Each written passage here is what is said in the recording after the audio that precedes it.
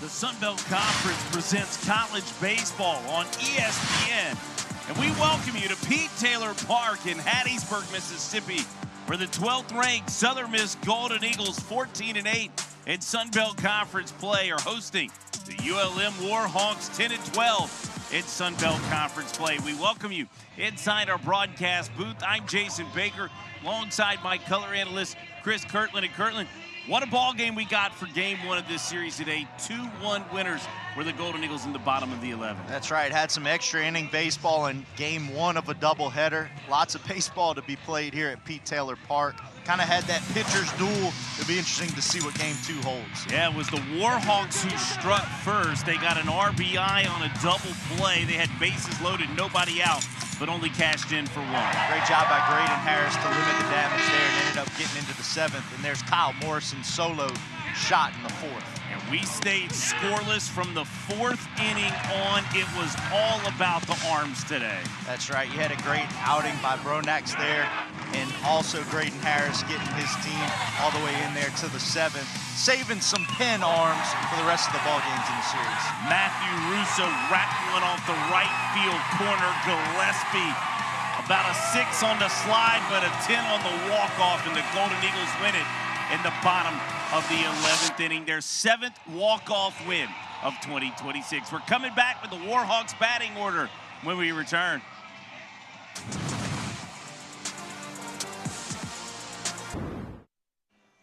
Ford Pemberton and his Warhawk batting order runs down like this.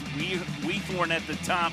Jake Haggard had himself a day, 2 for 4, 2 singles, a walk, 15th multi-hit game of the season in game one. Yeah, definitely some guys in the middle of this lineup for the UL Monroe Warhawks that can do some damage. It's Camden Clark Day at Pete Taylor Park.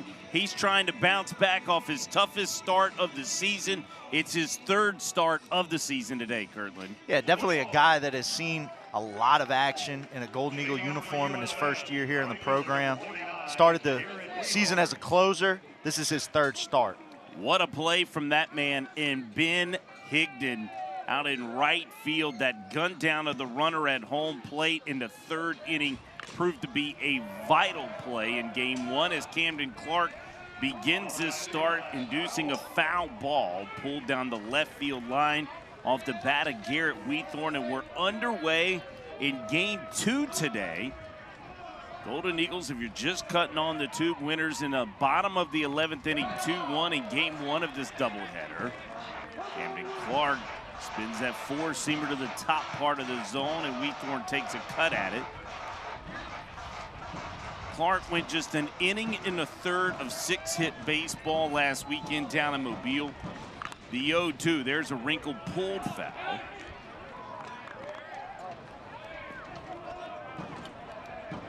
He walked 2, striking out 3, went 56 total pitches. That was in the wild ball game that the Golden Eagles won on Saturday, 16-7. 0-2 curveball. Weethorn out in front, pulls it off the protective screen of the bullpen club seats. So he's shown back-to-back curveballs that Weethorn's way out in front on.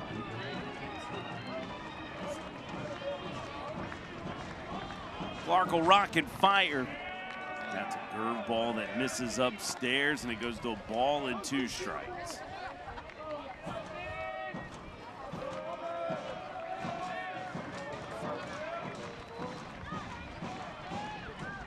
One-two fastballs off the plate. And the count evens. 2 balls and 2 strikes.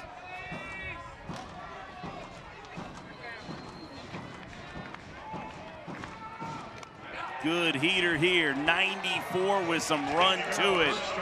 Beautifully done by Camden Clark. A punch out looking of Garrett Weethorn, and there's one away. Able to rip that fastball off at 94 miles an hour to finish that at bat. It's been documented.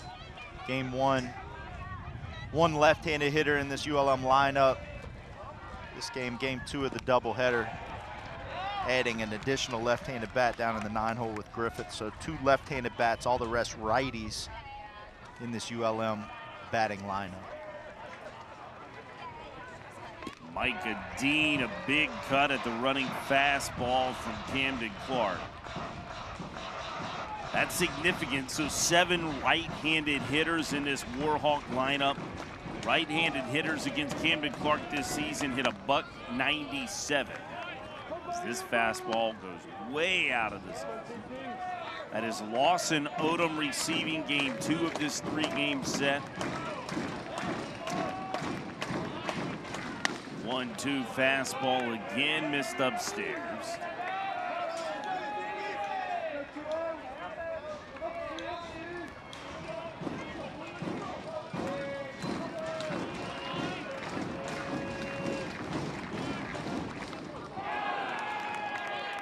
And the changeup misses inside. That's going to hit Micah Dean. Warhawks get a base runner, and that's a guy in Dean that also has 17 stolen bases, tied for the team lead.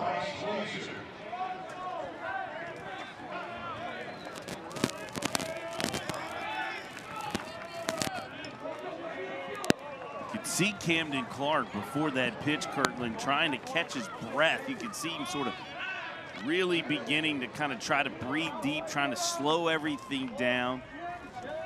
You had a walk-off win in game 1, a quick, about a 55-minute turnaround between game 1 and game 2 today. A lot of adrenaline working as Bryce Blazer sees the first pitch from Camden Clark for a fastball for a strike. Yeah, he definitely didn't look super comfortable right before that pitch, and the result that followed wasn't what he was looking to do. We'll see if Camden can pull it all back together here and try to get out of this inning unscathed. Good move over at first. Micah Dean barely back in.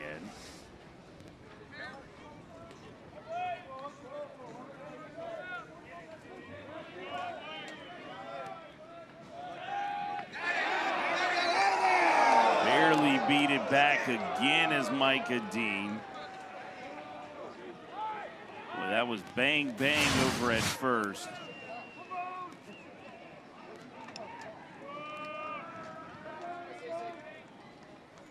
I love how much Blazer chokes up on the bat. It's very similar, kind of a Barry Bonds choke up, JB. Nice comparison. Well, not, you know, well, just the choke up understand, part. Right.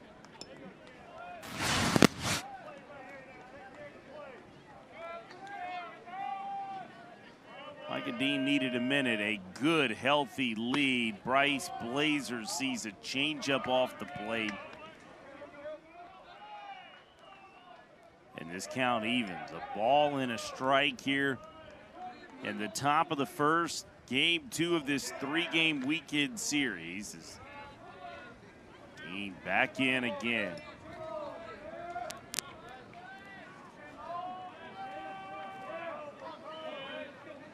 Huge lead out there by Dean at first base. Runner goes. Blazer tries to protect him. Lawson to double clutch. It'll be a stolen base for Micah Dean. Probably charge that to Bryce Blazer as well. The coverage. Yeah, hard to get out there after the full swing, but it was a great pitch to run on, being that changeup. Probably wasn't going to be too close of a play regardless. Good jump on a good off-speed pitch to run on. 1-2, Bryce Blazer has skied it. Back behind home plate, Lawson Odom will see it down.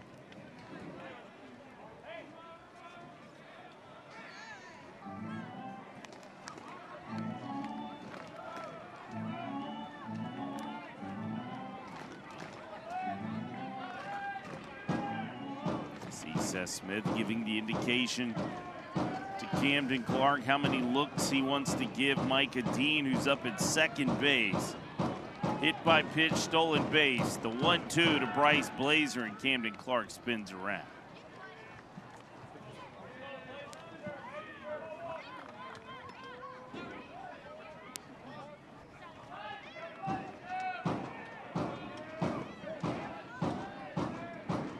A ball 2 strikes. Camden Clark from the stretch. Curveball pulled to Russo. He'll take it himself.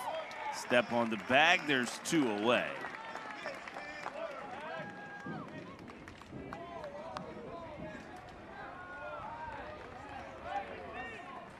For ULM, first base, number 14, Jake Haggard.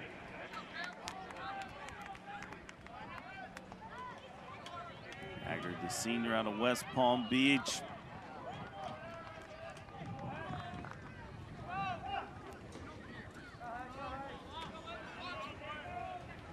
Haggard, right-handed hitting, going to face Camden Clark with the runner 90 feet away.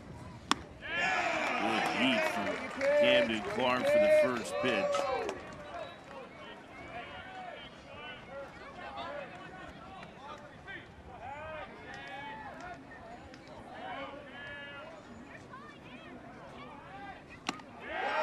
Another fastball. Haggard late on it. It's quickly 0-2.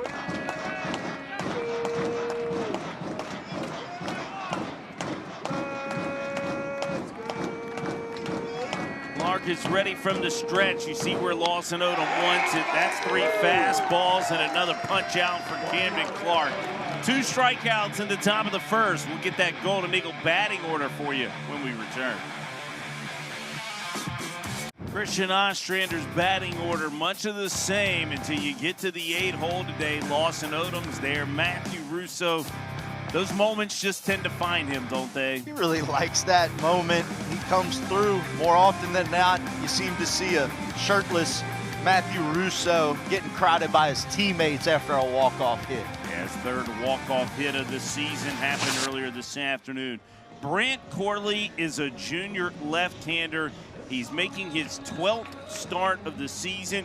You see, the team has won 9 of his previous 11 starts. They just have a belief. Now, he's only factored in 2 of those decisions, but you can tell the team plays well when Brant Corley toes the rubber. Yeah, you know, what the screaming stat there is a relatively high ERA for a weekend starter, but you can see he has stuff. 51 strikeouts and 47 in the 3rd innings. It worked, and so he's a guy that can strike you out with some stuff, and he's going to be a lefty that can give you fits up and down the lineup. Marcus Aranda is back behind home plate. Receiving him today, Micah Dean, the shortstop, was a wizard in game 1 for the Warhawks. And here's Seth Smith dropping a bunt down. What a way to begin the ball game. Bunt for a base hit by Seth Smith. That is a textbook take it with you for a single. You can see Corley spin away after that delivery towards 3rd base, and there's no chance to get back to it. It's the perfect spot, a Bermuda triangle, if you will, to get to first base. And that's the leadoff hitter, batter on base that Southern Miss is looking for. What a call from the hitting coach, Travis Creel, to put that on for Seth Smith. Joey Urban will dig in. Yanks this pitch foul. That was a curveball. It's going to be soft tossing from Corley.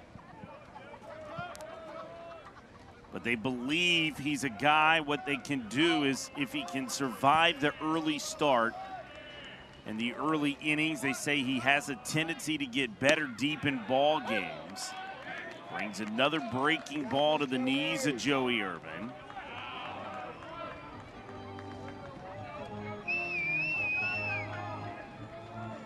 Yeah, kind of a signal to the type of offense that ULM is capable of. You know, when you have a weekend starter with a 7+ ERA, but they've won 9 of his 11 starts, you know, that's typically a sign that you got a team that can slug some. Without a doubt, quickly 0-2 on Joey Urban. This is going to skip away from the catcher, Marcus Aranda. It's going to be wild pitch number 9 of the season for Brant Corley. Now, this enhances Joey Urban's approach. Behind in the count 1-2, but Seth Smith being able to move up to second base. Joey's got a situation here where he can be productive with his at-bat to get Seth over to third base. And he does. Out to right field. Smith will tag. He'll move the runner 90 feet. That's the production you're talking about. Just finding the bat to the baseball, putting it out where that runner can move 90 feet. Absolutely, Jason. And after a ball game in which runs were hard to come by, Southern Miss working hard to manufacture a run via base hit bunt, moving up on a pass ball, sacrifice fly to third, and now Kyle Morrison, the best bat in this Southern Miss lineup statistically, has an opportunity to be productive with an out as well and put his team on the board. Yeah, and this team has had success. Runners on thirds with less than 2 outs for the Golden Eagles. They're doing it over 56% of the time. 565 is what their average is. In comparison, opponents only 413 in these scenarios. And what I love about that is that's just, that's a batting average, you said, with a runner at third, less than 2. That's really impressive because you can also score runs without getting a hit in that scenario. That's correct. Runner at third, less than 2. So that's definitely something you track. But if you're getting a hit half the time in those scenarios, you're scoring even more than that because of your sacrifice flies or your ground outs. Yeah, and what I love too, right, the hits mean you're not just bringing the runner from third home. You can be bringing 2 runs home in that scenario. No doubt. And I guess that's what teams that are, top 10 in the country can do, winning 31, 32 ball games at this point in the season. Yeah, their opponents just 434 in those same scenarios, so practically 100 points higher. Corley spins another breaking ball to Kyle Morrison. Golden Eagles were 0 for 5 with runners in scoring position in game 1 this afternoon. But it's a new game, new ball game, played 11 innings in game 1. 3-2 payoff pitch. Morrison threw the fastball. That's a punch out for Corley, his first of the afternoon. And there's 2 away.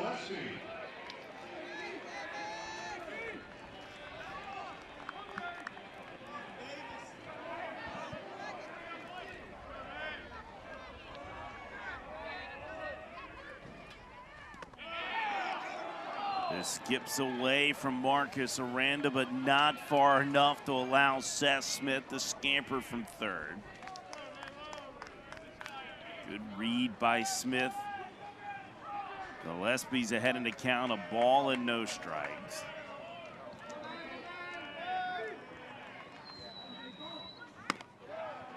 Good fastball at 92 miles per hour. Gillespie sees it for a strike. Highest velocity Corley's shown so far in the bottom of the first. Another one. Gillespie sees it for a strike, and it's 1-2.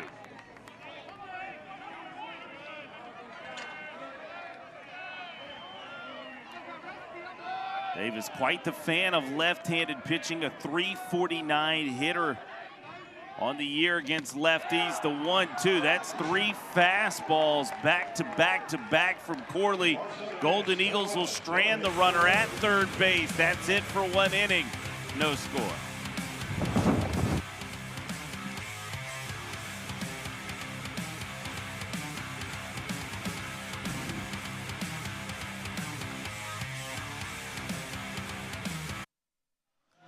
We enjoyed the conversation with Ford Pemberton in his first season at Louisiana Monroe. He moved there as the head coach off the staff from the Memphis Tigers, where he worked with a longtime good buddy of ours, Matthew Reiser. He was with Reiser at Southeastern, went on up to Memphis, then over to Monroe, Louisiana, his first head coaching job. Enjoyed our conversation with him yesterday. Yeah, one of those baseball guys that has a great story, starting his career as a high school coach and kind of came up, earned his keep, and has his first Division I head coaching job. Ford Pemberton sitting at close to 500 in Sun Belt Conference play in his first year. Yeah, a couple games over 500 overall as Marcus Aranda stands in. Camden Clark back to work. Struck out 2 in the first, Stranded a runner 90 feet. So did the Golden Eagles in the first inning as well.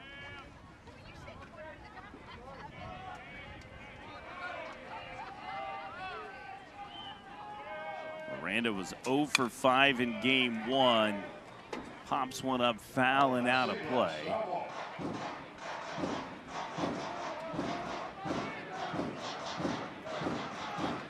Camden Clark will come at you with a lot of fastballs, likes to elevate the fastball when he's ahead in the count. This was a changeup that Aranda gets around on.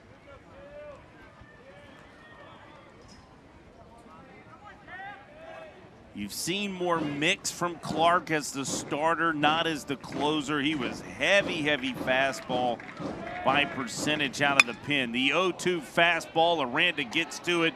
This is driven back and gone. A solo home run for Marcus Aranda. They tried the top half of the zone, and Aranda's gonna hit his 12th home run. That's team best for the Warhawks on the season. That one 106 off his barrel.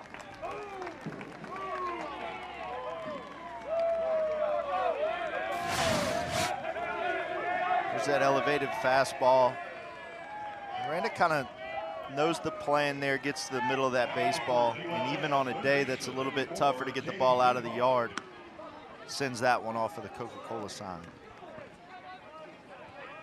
So Monroe regains the lead. They took one in the first ball game on that RBI that was driven in on a double play back in the second inning. So they've scored in both ball games in the top of the second. As Cade DuPont saw a pitch for a ball, this one's upstairs as well. And it goes to 2 balls and no strikes.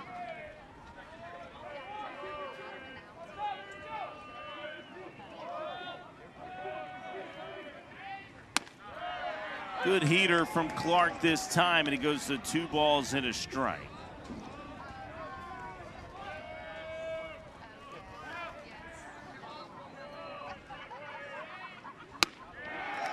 Another one, you can tell Cade DuPont a little crossed up in between. Maybe he was looking for something different late on it, and it's 2 balls and 2 strikes. DuPont was 1 for 4 with the runs scored.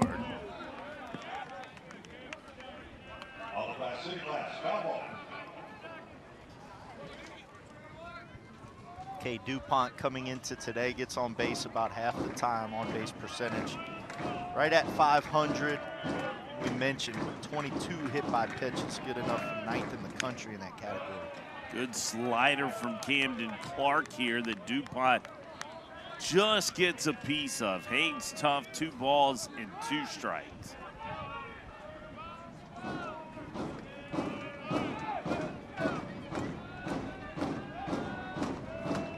First pitch of the outing for Camden Clark. A beautiful changeup that DuPont's over the top of, and there's 1 away. There's that changeup, probably Camden Clark's best off-speed pitch that he matches with that electric fastball that he has. He's able to throw it to these right-handed hitters, which is fairly exceptional.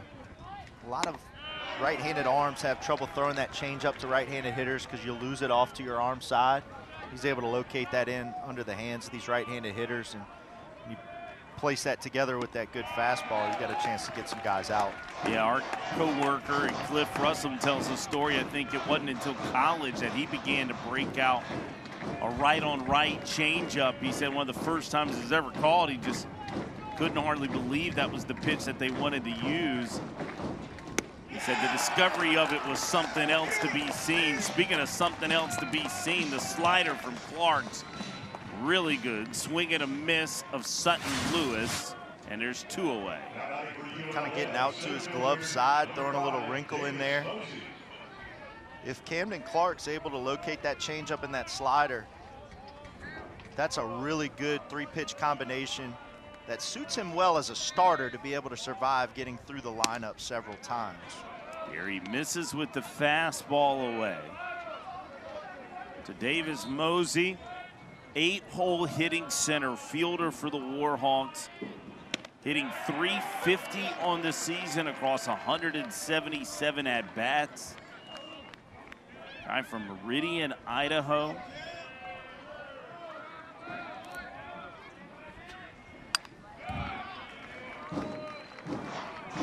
Back to the screen, 1-2. You ever been to Idaho? You know what? I have. Yeah, same. Never thought I'd say that, but I have. Yeah. The 1-2 pitch on the way. Swing and a miss. Camden Clark strikes out the side. Marcus Aranda went yard before that all occurred. Warhawks on top, 1-0. We'll be back.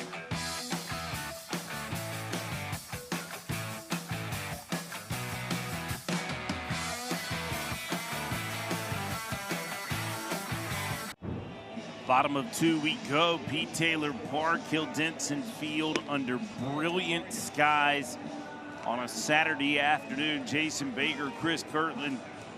So glad you're along this ride for us. Doubleheader action this afternoon. A rainstorm system moved through the Pine Belt region last night. This decision was actually made on late Thursday afternoon to go ahead and put it to a doubleheader. It was the right call. Christian Ostrander, not a fan of doubleheaders. Doesn't like the managing aspect of trying to manage arms. Most pitching coaches are not fans of playing 18 innings or plus of baseball in a given day. Yeah, Christian Ostrander's the type that wants to win every game, and statistically, it is really stinking hard to sweep a doubleheader. If you look back in the history of baseball, the amount of doubleheaders that are swept are much fewer compared to the amount of doubleheaders that are split. Worley goes wide to the plate to Matthew Russo, Game 1's hero this afternoon. His third walk-off win of the season. Challenge with a fastball, and he fouls it back. I wonder why that is. I wonder why it's so hard. One would think that the momentum from Game 1 would carry you to Game 2. I think it's the old law of averages with baseball, as we see so much. I would also point you right to the adage in baseball, momentum only carries you as far as the next day's starting pitcher, or in this case, next game starting pitcher, right? Corley's ready, fastball overthrown, and he goes high for a ball. There's that quick, deceptive kind of slide step jump to the plate that Corley has, something that has helped him kind of keep some of these hitters off balance, mixing that leg kick with the quick slide step. Pemberton said it's something they've been working on. Bryce Blazer gets underneath this baseball, makes the catch. There's one away on the full count pop out off the bat of Matthew Russo. You may notice Russo favoring a little bit of a jog. Well, he stepped on a baseball while making a play on a ball in BP this afternoon. One of those just freak type things, events that can happen from time to time. Immediately told his coach he was okay, got it taped, played through Game 1 with it. It's gonna take more than just a twisted ankle to get Matthew Russo out of the lineup. Yeah, you can kind of get through a ball game with that thing, keeping it moving, but playing this doubleheader, I'm sure it's gonna sneak up on him and kind of scream at him some. It's a shame, because what a freak deal, not really a true like injury event that happened, but stepping on a baseball, tough luck. But he's gutting it out, and he got that walk-off hit for his team in Game 1. 0-2, Barrett's challenge with a fastball, fouls it back.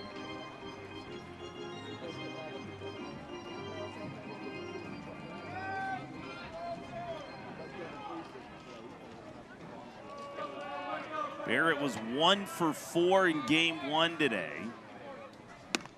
0-2, heaters high.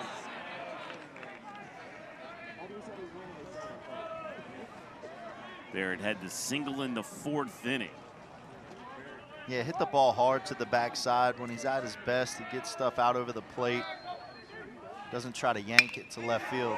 Just That's like a good this. example. Beat out into center field, but right to Davis Mosey. That one just wouldn't find the sink and find the turf, and there's 2 away. 101 off the barrel. Sometimes you hit the ball as good as you can hit it. Don't have much to show for it. That's what makes this game quite so difficult. Here's Ben Higdon, the senior out of Paducah, Kentucky.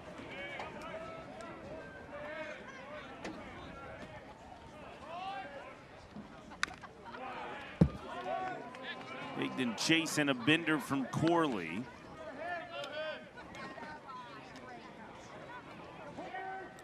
Corley's last start, 5 innings of 7-hit baseball, 3 runs given up. Walked 3, struck out 5 against JMU. Puts the breaking ball low and away, and Higdon offers at it. He falls behind. No balls and 2 strikes. His best start for Corley was 6 innings pitched, 5 hits, a run, 3 walks and 6 punch outs, and he's cooking up a good one this afternoon so far. That's his 3rd strikeout of the afternoon. 3 up, 3 down for the Golden Eagles.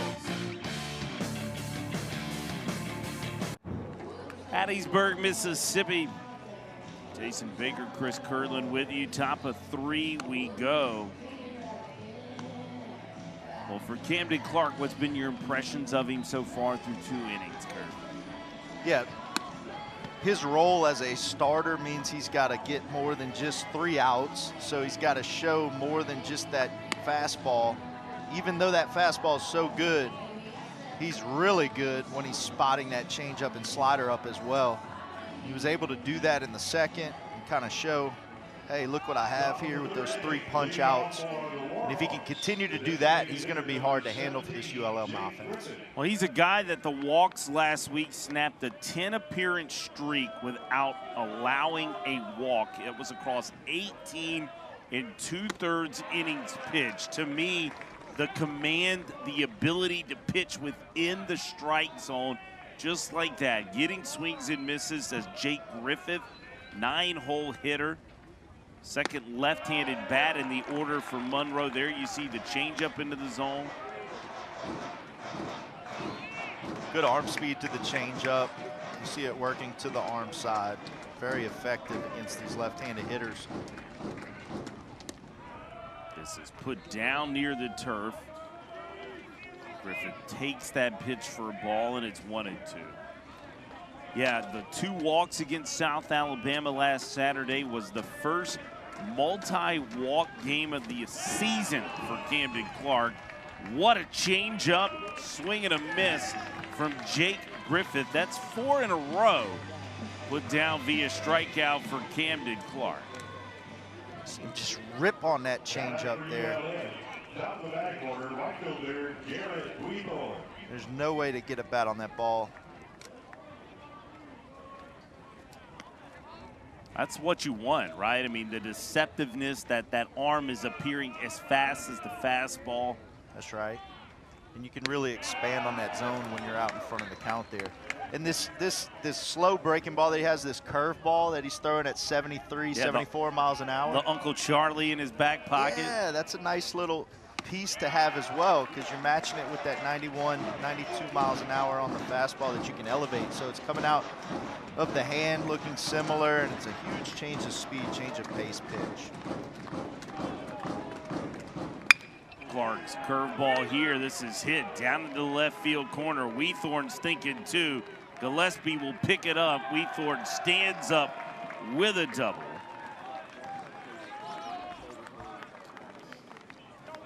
And that one was the slider. He's kind of started it off with the slow breaking ball, then went fastball. And that slider sometimes, if it hangs around the zone 0-2 like that, can act as some free extension if the batter's sitting on the fastball. And that's what Weathorn got there, with some free extension with the barrel, and gets to second base with the stand-up double. Micah Dean will be the batter, 2-hole hitter in this order for Monroe, hitting .318. Attacks the fastball from Clark and fouls it back.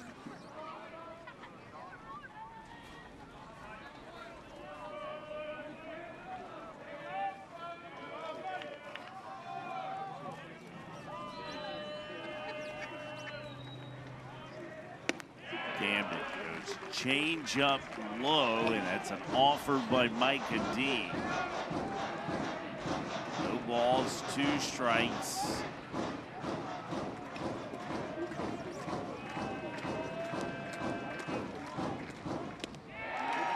Breaks out the slider again. This one buried low and away. Micah Dean over the top. 7 strikeouts for Camden Clark. For ULM, right fielder, number 18, Bryce Blazer.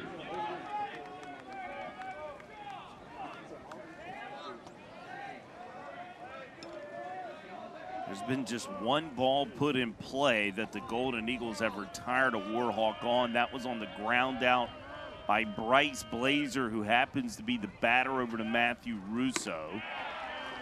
As Clark elevates a fastball.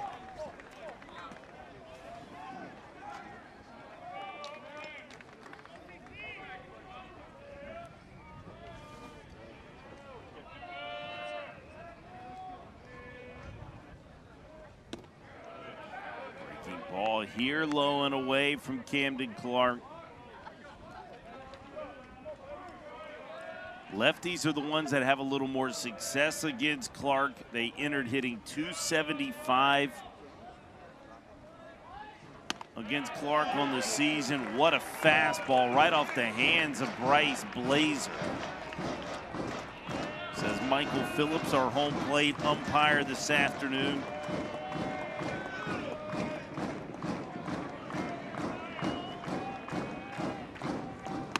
One, two, trying to work it through the front door. Can't is Camden Clark. The count. Go to 2 balls and 2 strikes.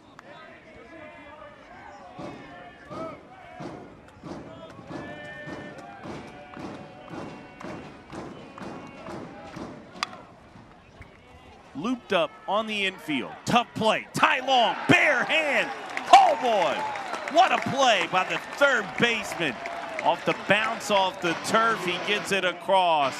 1-0 Warhawks as you take another look on the way to break.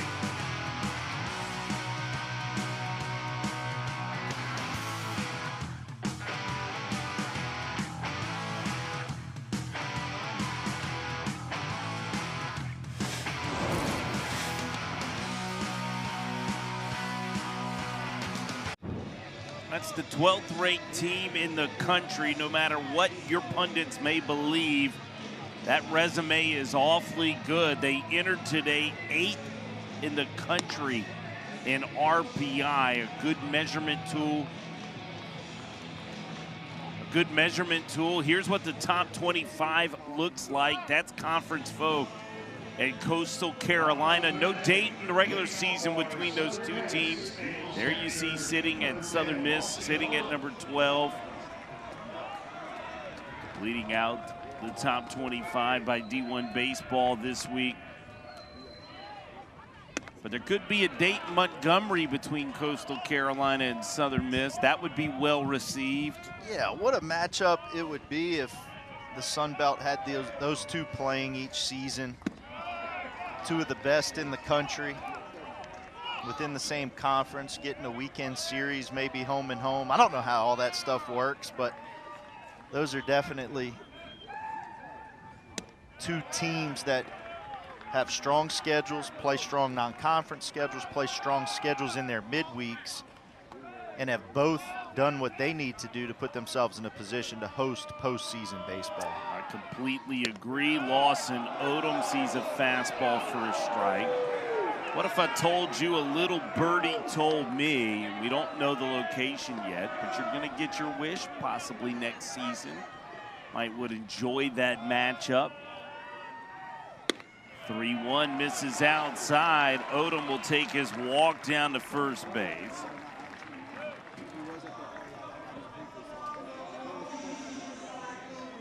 Now batting for Southern Miss, third baseman, number 5, Ty Long. And here's Ty Long back in that 9 hole as the third baseman today. He was 1 for 3 there in game 1. Corley will make a move over as Odom's back. You and I were talking before today's game. This is a unique opportunity. Long was into the lineup Tuesday night because of Dre Barrett's injury right now. See a breaking ball for a strike. That one looked a touch low. Long sort of disagreed. Travis Creel not real happy. Don't know if he's upset with Long or if he's upset with... He wasn't happy with that strike call. He's probably looking at Ty Long saying, look, I just wanted to give him a piece of my mind and let him hear it from the fans a little bit right now, so let's have a chat. Some of the fellas were talking to me over the weekend about some of the more humorous type things that they'll have a meeting about. Long showing bunt here, pushes it foul. Kind of like in Bull Durham when Crash Davis went out to talk with Nuke Lelouch and the rest of the infield about what to get at, was it like a wedding shower or something like that? That's right.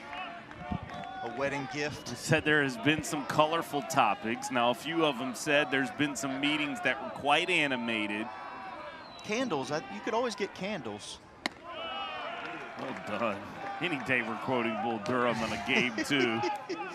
We're in our 14th inning with a lot more to go today. If you count the 11-inning first game. Just buckle up. There's more of this craziness to come. Corley, strong move to first. Odom's back. There's not going to be any action this deep in the count. You know, you could get Odom moving on the right pitch, but you really want to try to create a situation where, if you're Ty Long, where you can move that baseball and get Odom down there safely to second base.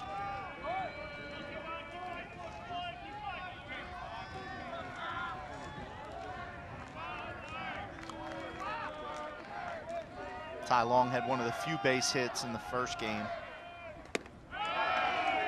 Lays off the Corley breaking ball down and away. He has worked it all the way back to full from 0-2. So Long given this opportunity with 2 for 4 on Tuesday night, 1 for 3 earlier today.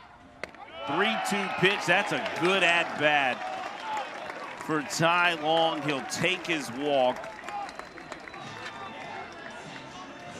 2 consecutive walks from Corley there.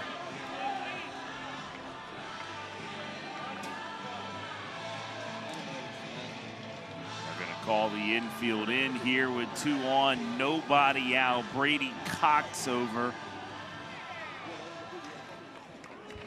to have the conversation. There'll definitely be a reminder about Seth Smith's base hit bunt in the first inning, because this is a sack scenario. I expect Seth Smith left on left here to do the same thing. Maybe look for a base hit bunt early in the count.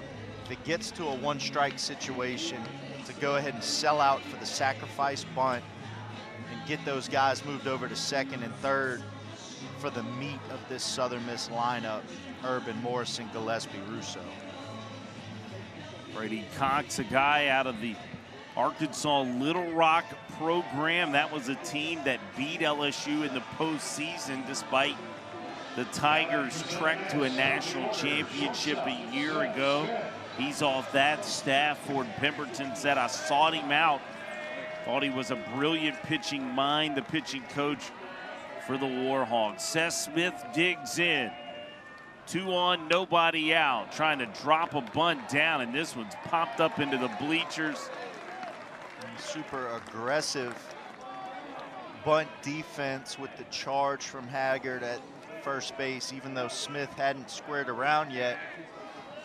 Haggard and the Warhawks fully expected the ball to be laid down. Kind of put Smith in a situation where he wants to put it down the third baseline. He has done so masterfully, just pushed third base side of the mound. Corley's only play is over to first. Sack bunt by Seth Smith. Everybody moves up a station, and there's runners now at second and third. Hanging in there on a big sweeping breaking ball as well. perfectly done, perfectly executed to get Urban in the box. Now this is a chance for Southern Miss to make up for the situation in the first inning when there was a runner at third with one out. Morrison and Gillespie struck out. Urban was 0 for 5 in game one with 3 strikeouts. It's a 2 RBI opportunity as Long runs well. He's at second base. Odom's over at third. Both aboard via walks. And Urban pops this one up. Foul and out of play. And we'll do it now at no balls and 2 strikes.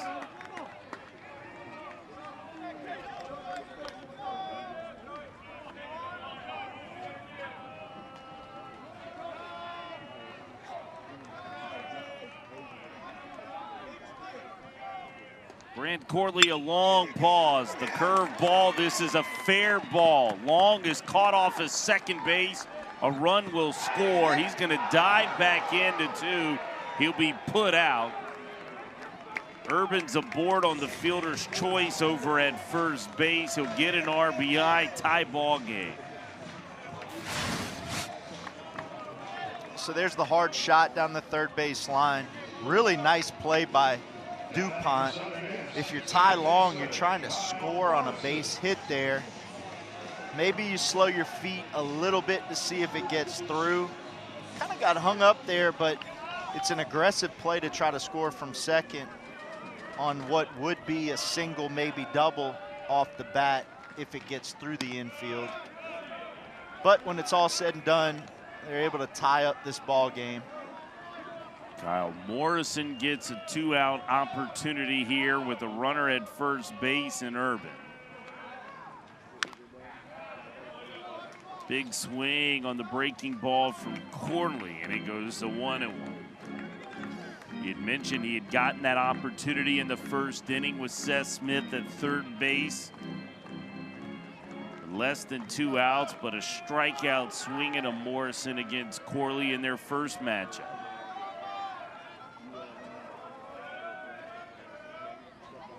One, Morrison lifts out to left field. Blazer camped underneath it, and that's it. But the Golden Eagles, they get a run without a hit. 1 runner's left on base. We're all knotted up, 1 apiece after 3.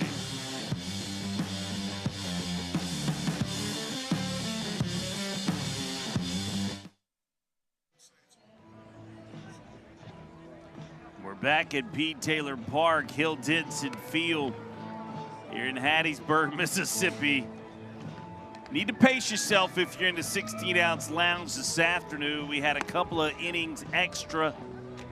Sunscreen abound over there as well. That's good living, isn't it?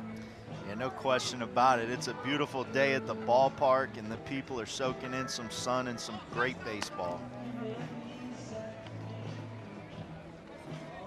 Taylor Park is an entire vibe.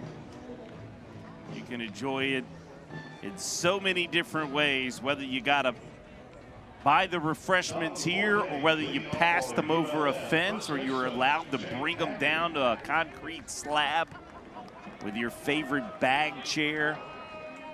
There's some smoking, some grilling, some boiling going on today in Hattiesburg. Boy, as it should be. It is an iconic type afternoon as Jake Haggard sees the fastball from Camden Clark for a strike.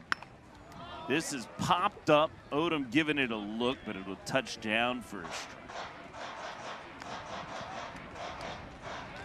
Off the top of your head, and I know this is a tough question, what's your favorite game you've ever taken in at Pete Taylor Park? Off the top of my head, there's been a lot of them. I know. There's been a lot of them, JB. 0-2, what a changeup from Camden Clark. That's his 8th strikeout with 1 out here in the 4th inning. Boy, that changeup's really going.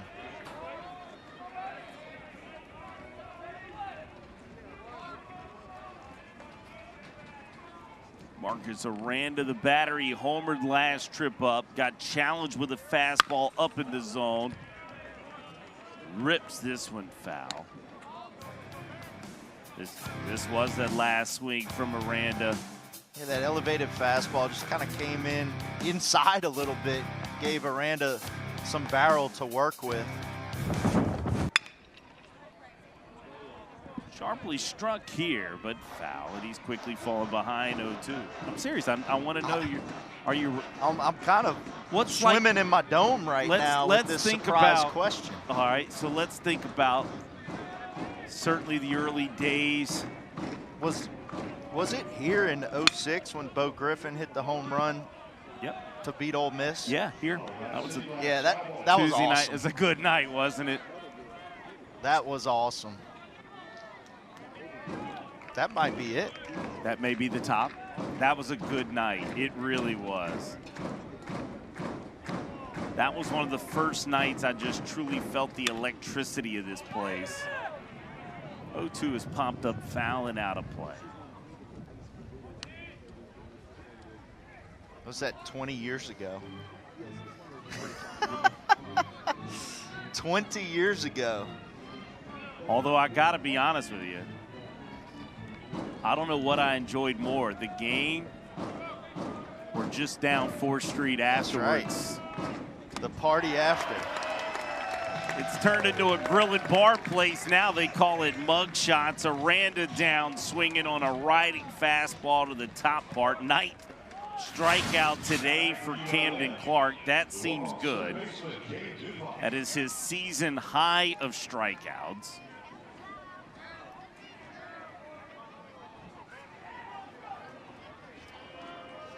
And obviously, as mentioned, his 3rd start in the season, so.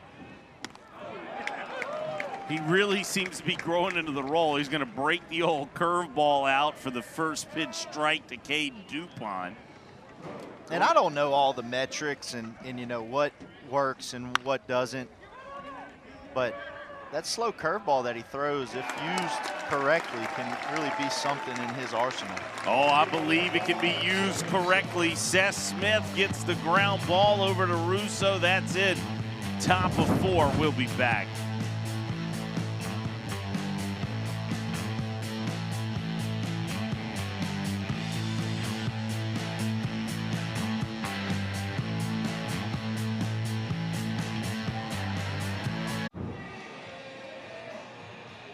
It up 1 apiece today in game 2 of this 3-game set between Southern Miss and Louisiana Monroe. Getting some votes in the commercial break of top games Golden Eagle fans and members alike have enjoyed here.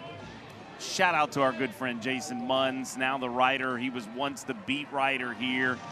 Loved that dude, loved his coverage here. He's now in Memphis, but he quickly shot over 8-6-3-2, the clinching double cut play to knock off Rice in the Conference USA Championship here at Pete Taylor Park. There were multiple texts coming in here about that ball game. Boy, I can remember Chucky putting the tag and the spike. You could certainly know that that was a moment. Still gives me chills to remind myself of that play. This place has had its magic, my man. No question. That's a good one there. I wasn't here for that one, but I could imagine winning the conference championship in your own ballpark.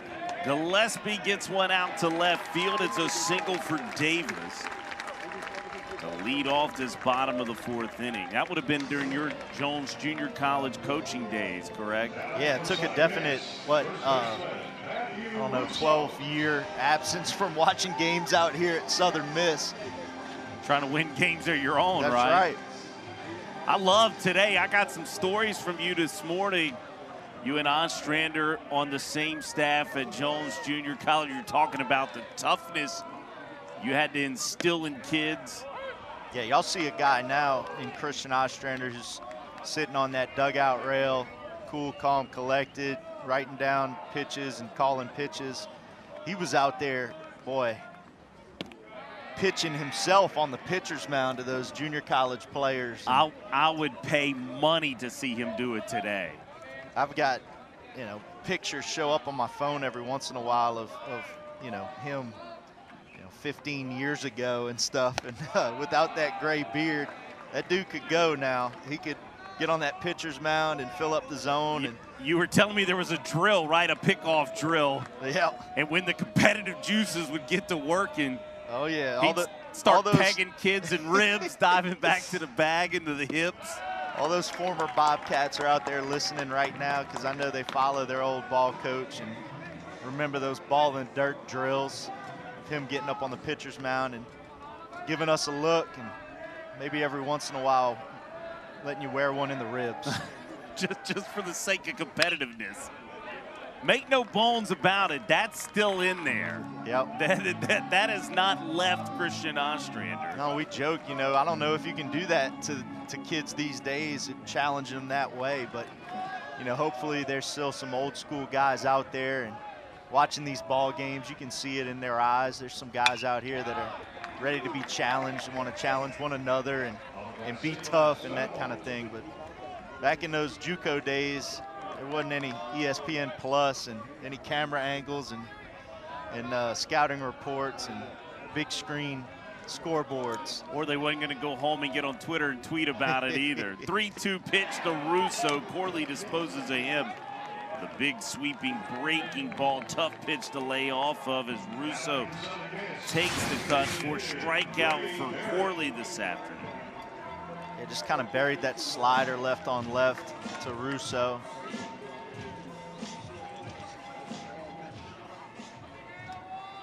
Still kind of a spot here.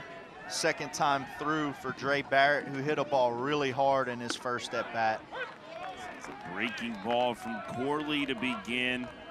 It's been a bevy of breaking balls from Corley.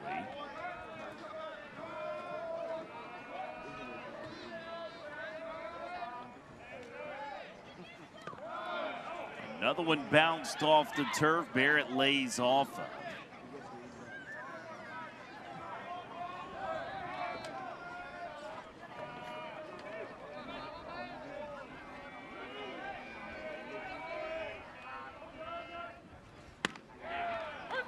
Peter finds the zone from Brant Corley, who's recovered from a year ago, didn't pitch at all for Monroe. Battled back from injury, struck out 8 in his debut in 2026 for Ford Pemberton. Challenged inside to Barrett, and that one missed in. Evens his count, 2 balls, 2 strikes. Those 8 Ks were in the debut over Central Arkansas. Ford Pemberton said from that point forward, we just put him in his weekend rotation, let him compete. That's what he's done this afternoon.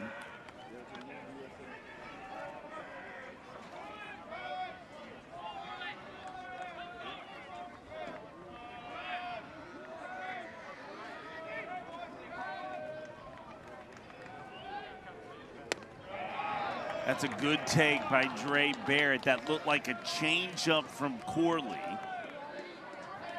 To lay that off, get the full count.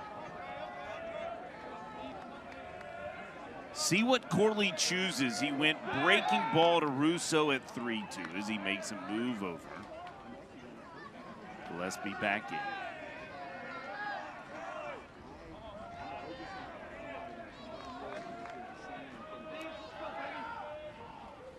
.3-2 breaking ball. This is chop, short hop. DuPont's got it across.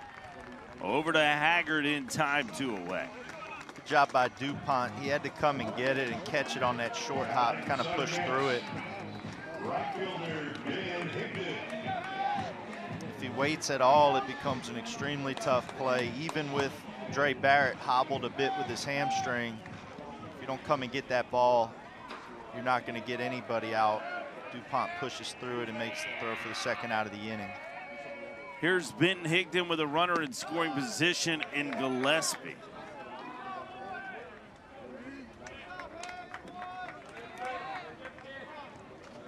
Lays off the first pitch from Brant Corley.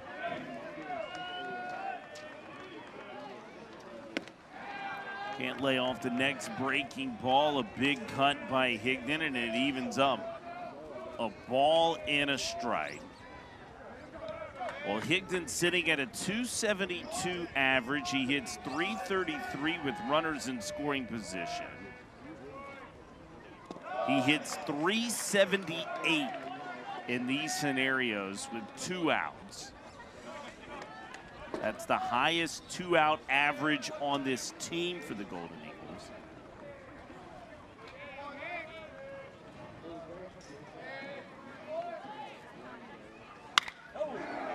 This is ripped. This is wide. This one will bounce off that Mugshots Grill and Bar. Looking for a 2-out RBI double, and he found one. Ben Higdon giving the Golden Eagles their lead 2-1. Well, you said it, JB. They get to 2 outs, and even with this tough left-on-left matchup, gets that slider. Turns on it and puts it up against the right field wall to put his team ahead here with 2 outs. You know, my infatuation with this sport often runs right to numbers that point you to scenarios that seem to present themselves in ball games that then become facts. And that's just one of them that I dug up this morning. Be honest with you, I was shocked that Higdon led this team with 2-out hitting. I would have actually thought that would have been probably Russo or Barrett. They tend to be guys that can find a barrel and find a hit with 2 outs. And then to see the scenario unfold before our very eyes is what makes this game so cool, man. Yeah, big spot there, too, for Higdon to trade places with Gillespie and get the lead for his squad. Odom backside. This is a ground ball. Sutton Lewis, the second baseman's got it. Over to first in time, but not before. 2-out Ben Higdon strikes again. An RBI double to give the Golden Eagles their lead, 2-1.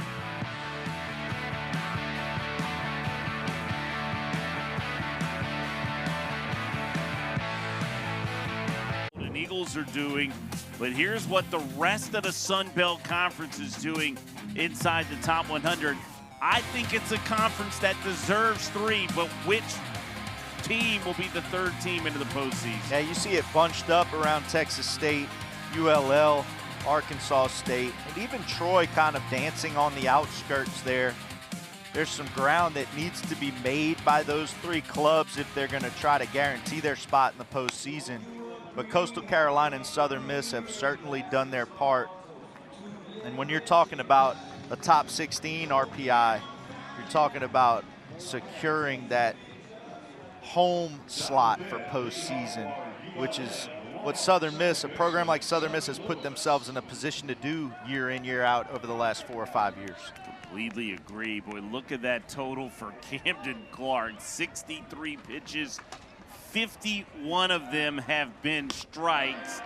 He begins first pitch changeup, and Sutton Lewis threw it to begin this AB.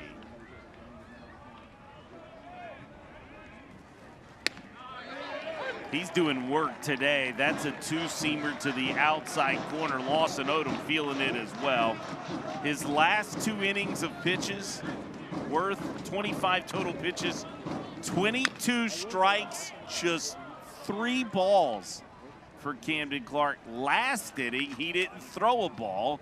It was 10 pitches, all strikes for Camden Clark. That's seems called good. Yeah, that's putting on a clinic right there, JB. Just that. He was the incumbent closer for this club with Colby Allen out of the pen to be the Friday night starter. Boy, he's got the heater working here. 10 strikeouts, 25th game this season. This Golden Eagle pitching staff has struck out 10 or more batters on the year. Now for ULM, center fielder Davis Posey. Camden Clark able to locate that right-on-right changeup and able to blow batters away with that plus spin rate fastball at the top of the zone. Davis Mosey sees the fastball for a strike. He's fallen behind in the count quickly, 0-1.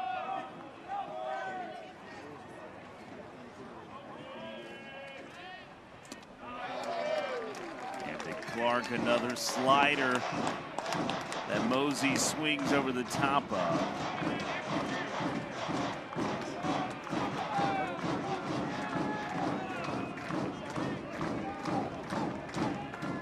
Oh-2 changeup. This is popped up. Kyle Morrison calls for it, makes the catch, 2 away.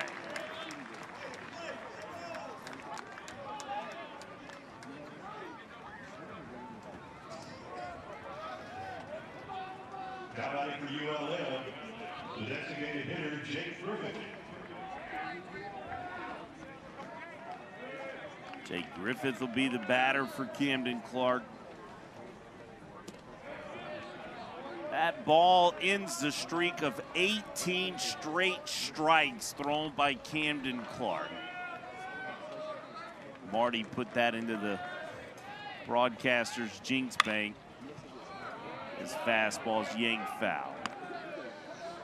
You got to throw a ball every once in a while, about every 20 pitches if you're Camden Clark. That's right. He was a starter in high school at West Jones High School. Some kid caught him all the time. His name's Lawson Odom. Oh, by the way, that happens to be him back behind the plate for the Golden Eagles as well. He was a starter for Michael Avalon and the Pearl River Community College Wildcats a year ago. 1-2 fastball, ground ball. Ty Long on his belly. Oh, Ty showing off, but he pulled Russo off the bag. Russo couldn't maintain contact. What range from Ty Long at third base. Yeah, he almost got it done there. That's one of these. We'll watch the replay and see how close Seth Smith was to it.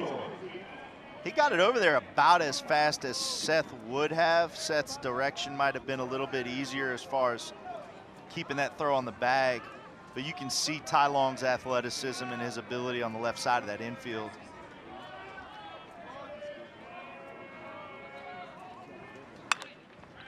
This is Luke to Seth Smith on a little loopy line out.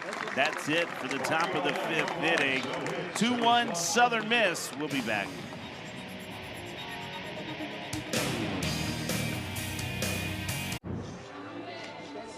Had a pitcher's duel in game 1. We got one sort of brewing right now in game 2 of this series. We saw game 1, scoreless baseball from the 4th inning on. Currently, you're watching 2 arms right now. They do it in different ways. Obviously, a lefty and Corley, the righty, and Clark. That's being the obvious, but the different mixes. Corley soft tossing, breaks that slider out a lot. Big sweeper, if you will. Camden Clark, sort of the fastball today. The changeup's playing well. But 2 guys giving their teams what they want. Yeah, I agree, Jason. You know, if you're a pitching coach today, you're excited about what you're seeing as far as not many crooked numbers on the board. The most crooked numbers I've seen on the scoreboard has been the inning count. That's right. Ty Long will lead it off. Walks back into third.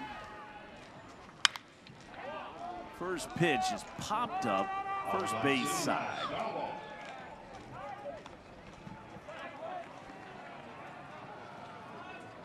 What a play. Off the bounce, mind you.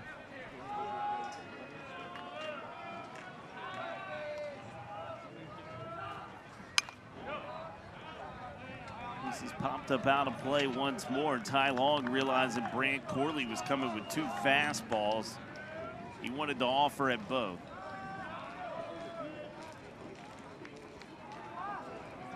Corley's been 90-92 from the left side with his heater. It's more about the big sweeping breaking ball as he misses upstairs at 91 here to Ty Long.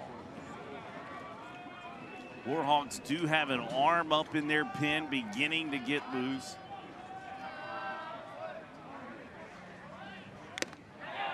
There's the sweeper, Ty Long over the top. 5th strikeout of the afternoon for Brant Corley.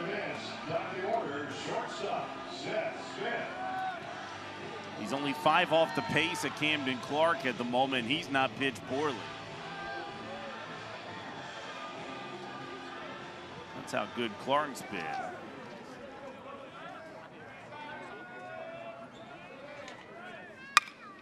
Seth Smith rips this to the right side. What a play and a stop by Sutton Lewis. The pirouetting throw over to first in time.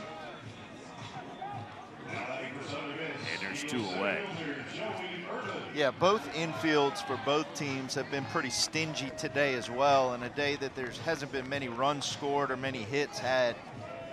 Some of these ground balls into the holes have been smothered up and taken by the infielders on both teams. Here's Joey Urban. He drove in one of the 2 runs of the Golden Eagles today. Did so on a fielder's choice. He's the sweeper from Corley in for a strike.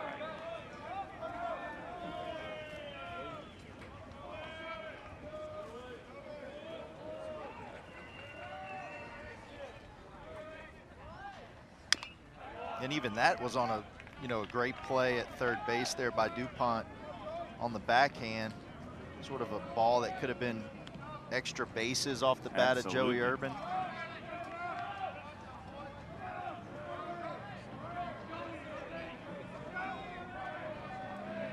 Urban to start the year was one of the best hitters on planet Earth. He has cooled down some, but he is due to get it back going again. Ground ball out for the 3rd out here in the bottom of 5. That's it for the 5th inning. 2-1 Southern Miss.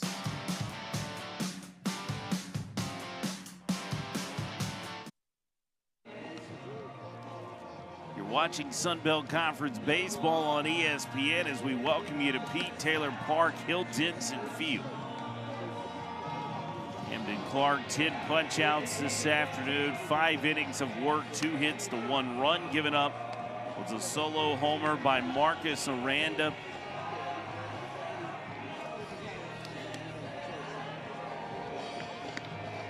Just averaging 2 strikeouts per inning.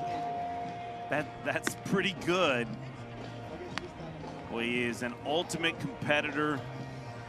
He is a coach's kid. Yeah, Jason, you mentioned the battery being 2 West Jones guys in Camden Clark and Lawson Odom. And I can remember watching those young teams under former Golden Eagle Trey Sutton up there at West Jones High School. And Lawson Odom would play a whole lot of shortstop. Camden Clark would play a whole lot of catcher. And those are just 2 ball players. Right. And now Camden Clark's on the mound in Division I, and Lawson Odom's back behind the plate as a catcher. Game 3 in this series tomorrow. It has been pushed back because of the amount of baseball being played today. It was scheduled for a 1 o'clock first pitch. It's going to be a 3 o'clock first pitch tomorrow afternoon. This is looped out into shallow right field. Morrison on the run. He will get there and make the catch. Off the bat of Micah Dean for the first out of this 6th inning. Benny Higdon just letting Morrison go take care of business over there. He said, "You got it, brother." Yeah. I noticed that myself. Bryce Blazer 0 for 2 today with 2 ground outs. Sees the curveball from Clark. It's kind of funny, you were alluding to that loopy curve from Clark. It's 75 with a spin rate around 2,300. You know, those used to be out pitches. Yes. Back when Bo Griffin was hitting those walk-off homers against Ole Miss back in 2000. That was the best off-speed pitch you'd see 20 years ago. You know, a traditional curveball at 72 to 74 miles an hour. There it is right there. But it's kind of left the game. There's certain guys that are using it in the big leagues still. You see David Bednar with the New York Yankees, the closer. He has one. There's a couple other guys who have a traditional curveball, but everything's so hard these days. It's hard and harder, you know, with your cutters and your sliders and even your split finger pitches. We've talked a lot in this booth about. You know, everything's upper 80s, mid to upper 80s in the off speed. You got change-ups in the big leagues that are 90 to 92 miles an hour, and then you got the fastball mid to upper 90s. The 74 mile an hour breaking pitch, if you throw it too much, somebody may be able to time that up like, hey, this is good hitting. But if you're mixing it in the right spots, it's really keeping guys off balance, especially when you have high velocity. 2-2. Camden Clark missed inside. I know you're a big Major League Baseball guy. I don't know that you get off the Yes Network much with your Yankees. Have you just taken a peek across town? Nolan McLean, boy, look at this. Fastball running on the black from Camden Clark, his 11th punch out this afternoon. He's averaging 2 an inning, so I guess he has to get one more as the third out here. Okay. Okay. Let's send that word down to Camden Clark from this broadcast booth. Boy, that's why they love Lawson Odom. Look at the energy from back behind the dish. And here's Jake Haggard, who's 0 for 2. There's the place for the curveball right there. He's gone first pitch curve. The 2 batters already in this inning. He does it again to Jake Haggard. Boy, look at the difference in tunnel, right? Like you saw that curve drop out. Then you see that fastball sort of tunnel up. Yeah, it makes the fastball look like it's exploding out of your hand. Here's a changeup that Haggard's just going to beat into the turf. Yeah, we got to see all 3 there. The curveball, the fastball, then the changeup. All right, so if you're calling pitches today, call one for me. What you coming with right here? Fastball, elevated.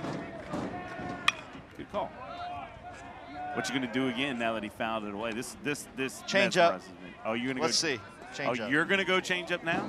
Yep. Okay. Do you think that's what Oz is doing? I never know what Oz is going to do. All right. Okay. Fair point. 1-2.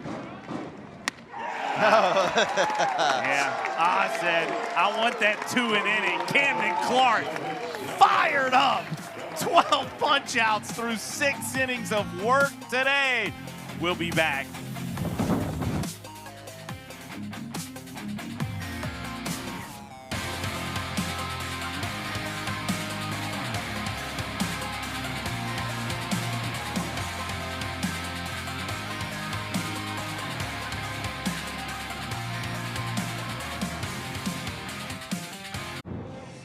Ball club getting a talking to from assistant coach Ladd Rhodes, the recruiting coordinator. I love this. You and I were talking about this earlier today. Feels like an offense maybe pressing, and you can see him sort of indicating the tension that they've got at the plate. I think what he's trying to speak into this team, right, is the relax, see your pitch, see ball, hit ball, right? Yeah, sometimes it's, hey, this is still a game. This is still wiffle ball in the backyard with your friends. This is still see ball, hit ball. And when it gets tough, sometimes it feels like it's pressing. You want to have a lot more runs on the board. You're getting late into a ball game of a doubleheader in which you hadn't had much success offensively. Hey, let's flush something, turn the page, and let's go drive the baseball around like we know we can. Kyle Morrison sees a first pitch breaking ball from Brant Corley for a strike. Corley, another one. Check swing from Morrison. What about the pitch? Yeah, it might have been one to call a strike on the pitch or on the swing there, and Southern Miss didn't get either. So. Kyle Morrison avoided them both. I think a little snicker from the dugout as well. 1-1 pitch on the way. Morrison chops it foul.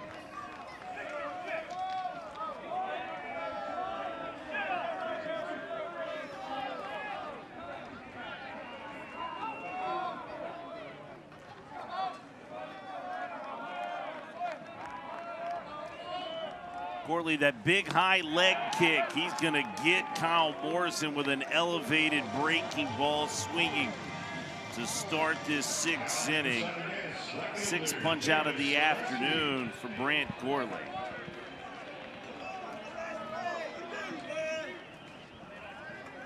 Two runs on 3 hits for the Golden Eagles, just 1 run on 2 hits for the Warhawks.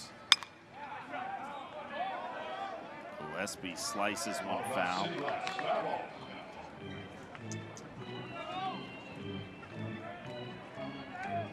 Gillespie had that leadoff single back in the 4th inning. Later came around on the 2-out RBI double by Ben Higdon. Slow roller. This is going to be a tough play for DuPont. He'll get it quickly out of his glove and across. As Gillespie's put down from the hot corner, and there's 2 away.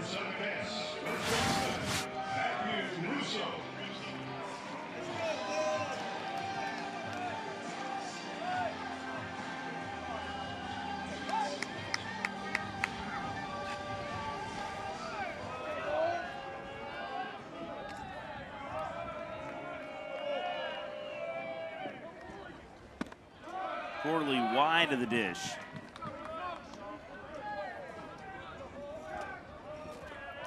This is the defense teams are utilizing against Matthew Russo. The second baseman shifted way over in the shallow right field, but I point you to Micah Dean, that shortstop. You and I were talking, so much of his hits come right back up the middle, hard.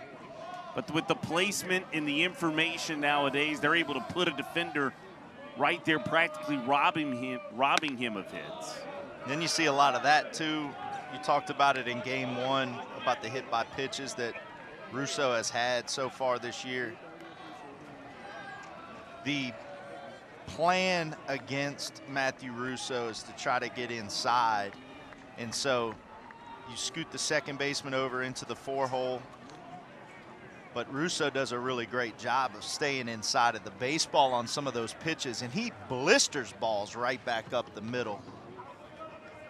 And unfortunately for him, sometimes he doesn't have enough to show for it because that shortstop will be parked right behind second base. Might have a little blister issue.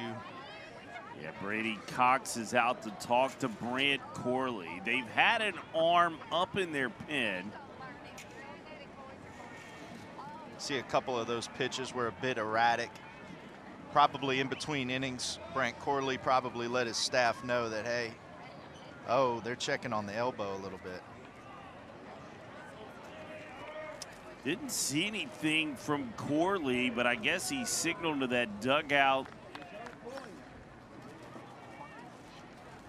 He wanted to be seen, and that's good news for the Warhawks. He wants to stay in the ballgame and throw a few more pitches just to show that he's okay. Well, there's been 0 signs from him. I just really hope for the sake of the kid he's able to say, look, I feel good here. He hadn't said no yet, which is typically a good sign. Now, they still might take him out to be precautionary. Well, you can see Brady Cox, that pitching coach, having a real conversation with Corley. So is that's Ford Pemberton there on the right of your screen as well.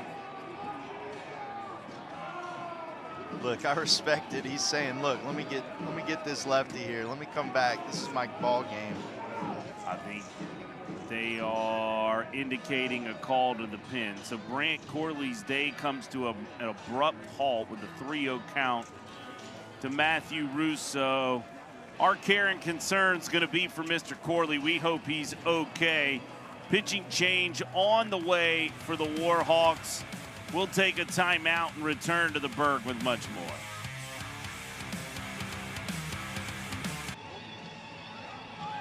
So Justin Robinson will be the arm called upon, a local kid out of Carrier, Mississippi, Pearl River Central High School, senior right-hander.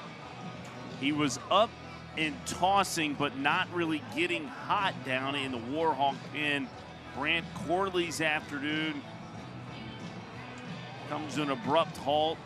Brady Cox, the pitching coach, and Ford Pemberton taking precaution with Corley. But they're deciding to make a change, so Robinson gets his opportunities to finish his warm-up tosses out in right field. And here's what Brant Corley's afternoon looked like up until this point, Kirtland. Man, he was really cruising.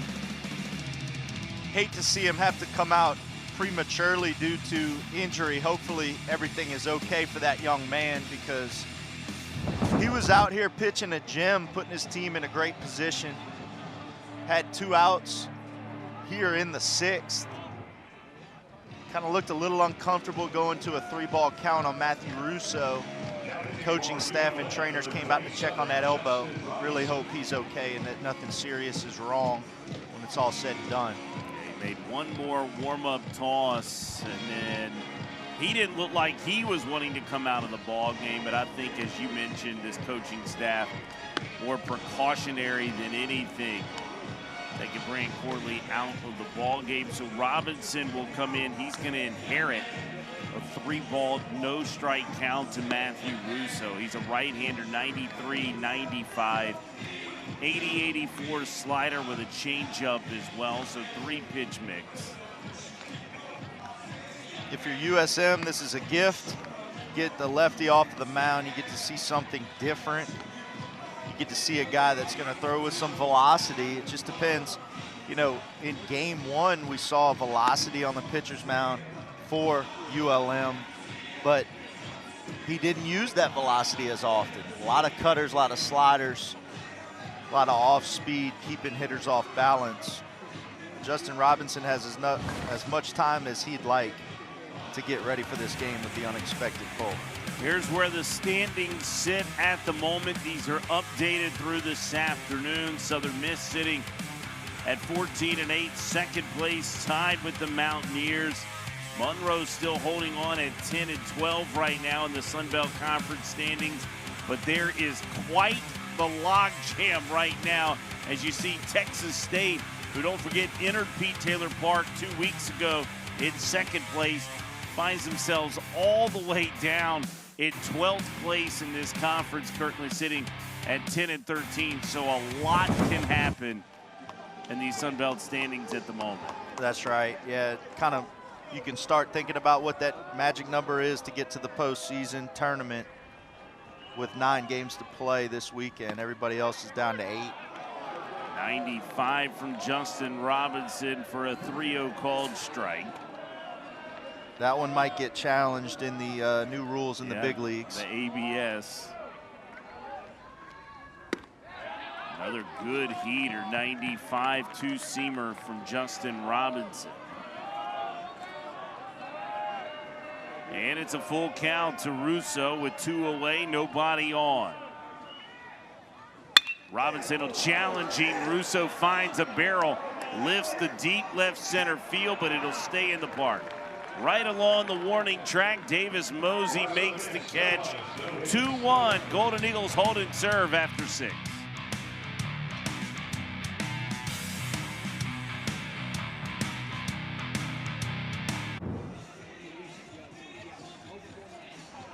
Game 2 of this doubleheader this afternoon of a 3-game weekend set between Louisiana Monroe and the Southern Miss Golden Eagles as we enter this 7th inning.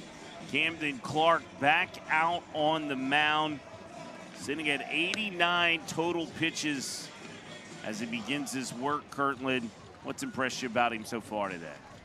Strike throwing, and what has been a very dominant effort, striking out 2 batters per inning.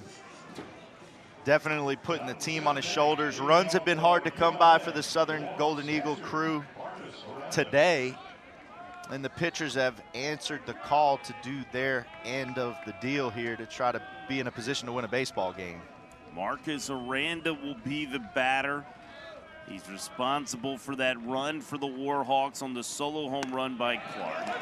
There's the curveball for a strike out of his hand to begin the AB to Aranda.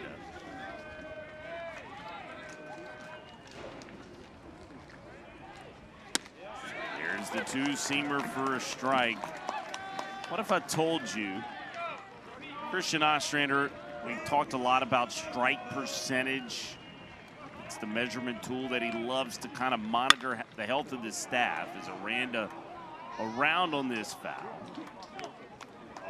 And the baseline number is 62. Anything considered above 62% is quality in Christian Ostrander's mind for this pitching staff. Now, we've cheated a little bit because I've told you how good he's been in the strike percentage. So would you like to take a guess what it is as we currently sit right now? On today's outing? Right now for Camden Clark, that's correct. Well, all right. I'll say 80%. It's dead on at 79.8% and climbing as he works the two-seamer to the knee. It ties the most strikeouts by a Golden Eagle pitcher this season. That was Graydon Harris, who struck out 13 against North Alabama. Clark gets his 13th punch out today. And I'll tell you what's funny about striking out so many guys is that here Camden Clark is in the top of the 7th inning, just 6 1/3 of work so far, and he's at 94 pitches. Why is that pitch count high when he's only given up 2 hits? Well, it's because he's striking so many guys out. That's right. So if your stuff is this elite and this deadly like it is today, there's a chance you're going to be missing a lot of bats, not necessarily getting outs with 1 or 2 pitches. It's taken some pitches to get there. But he's not showing any signs of fatigue at this point, throwing a 93-mile-an-hour fastball right there for only the 3rd hit of the game. Caden DuPont gets his 3rd hit for this Warhawk ball club. It's their first hit since the 3rd inning, that double by Garrett Wheatthorne. So a runner on, Sutton Lewis the batter.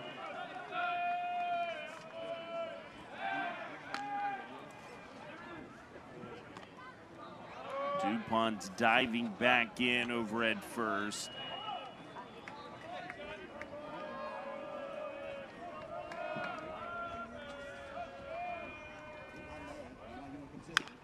Change up, this is yanked over towards that Golden Eagle dugout.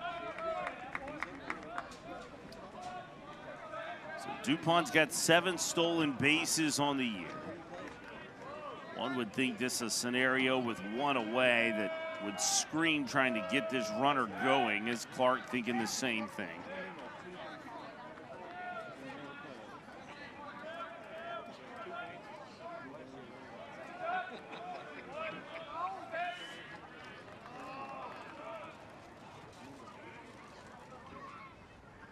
Long pause. Clark goes with the curveball. Boy, coming out of his shoes to get to it was Sutton Lewis, and it's 0-2.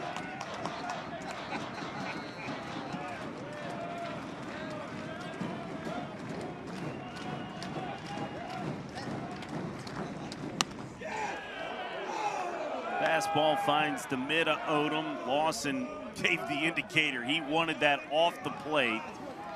That's where Clark put it. 0-2 fastball. Don't want to run into a barrel there. Get it a ball off the plate. Oh, boy. 14th punch out. Season high for Camden Clark. It's the most strikeouts of a Sun Belt pitcher in a conference game this season. It also ties the most strikeouts by a Sun Belt pitcher, period, in a ball game this season, with Collins from Marshall, who struck out 14 against Butler. How many of those K signs do those fans bring down there that they pin up after each strikeout? What do you think? You think you got to bring 27? Is that the number? Do you bring? Sure, I mean, that's possible. Because there's never going to, okay. I think that's a safe number. 27 is probably the safest number you could bring. Yeah. I mean, it's not reality, but it could be. You don't want to bring 12 and be short. Borrowing a couple from someone in another section. Davis Mosey sees a pitch at the 100th pitch of the afternoon from Camden Clark off the plate.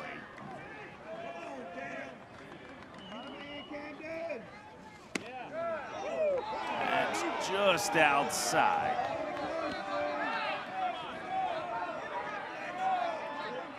You can see Clark kind of asking home plate umpire Michael Phillips, was that away, and he indicated yes. 2-0, that one's not though. Work back to the heart of the plate, where there is still some life to that fastball. He actually threw his highest velocity pitch last inning with the last punch out of Aranda. The 2-1 Clark kicks and fires. That one just misses down and away. It's a good location, but not a strike. It's 3 balls and a strike. To Davis Mosey. Defense playing pretty well straight away.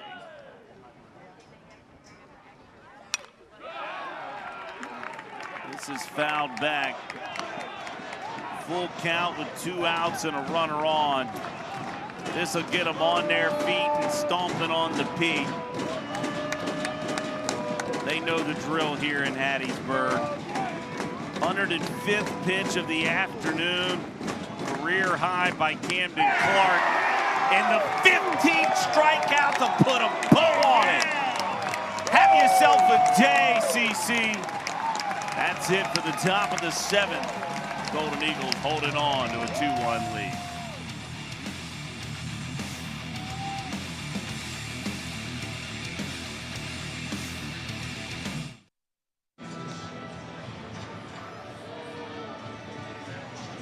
Well, here we go. Bottom of the 7th action. Pete Taylor Park, Hill Denson Field. Have yourself a day, Camden Clark. Chris Kirkland, what an afternoon. 15 strikeouts from the start. 15 strikeouts in only 7 full innings of work. So impressive. I would think that that's it for him. We'll see. But he's certainly been dominant today. Definitely want to see his offense try to give him some more runs. 6, 7, and 8 in the Golden Eagle order. Barrett has skied one straight out center field. Mosey is there. He'll make the catch. And there's one away.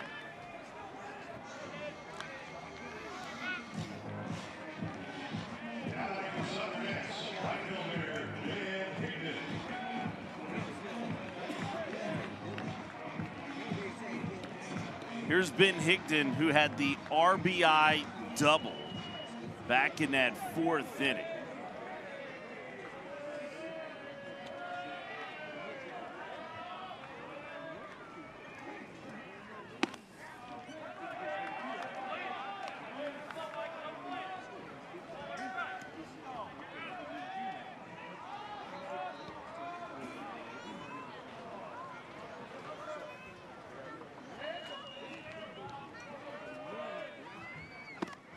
Off speed from Justin Robinson. Higdon sees hit off the plate for ball 2.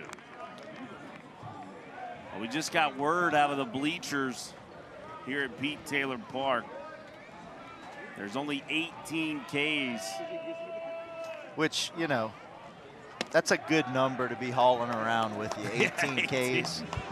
I mean, that's a, see Mr. Warren down there holding it down. Wonder if he's hung 15 in a while. He's only got 3 left. That's it.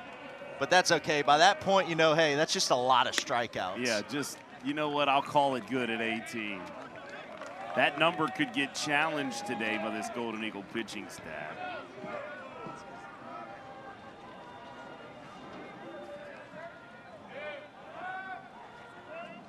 Robinson fires a good heater. Boy, it's a live fastball out of his hand. 95 miles per hour that Higdon fouls back.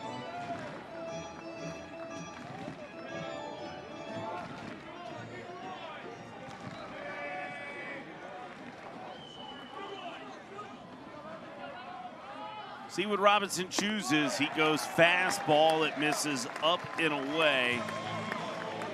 A walk for Ben Higdon. He's aboard twice today in this nightcap.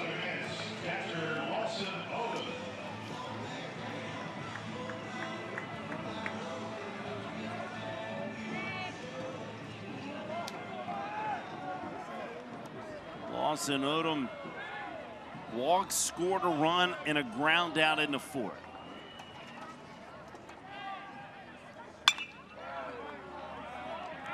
Out of play down the right field line. Tucker Stockman getting the nightcap off tonight. Not in the lineup at the moment for the Golden Eagles.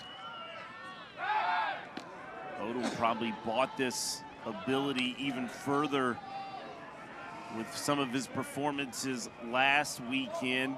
Christian Ostrander was rolling with a Tucker Stockman, Lawson Odom combo where they were both in the lineup at the same time.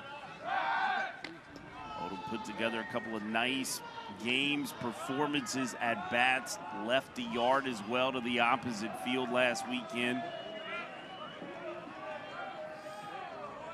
In that road series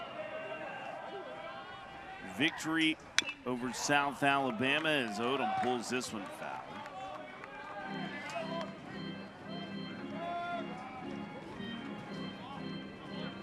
Odom hitting just 156 on the season. It's a small sample size, just 45 at-bats.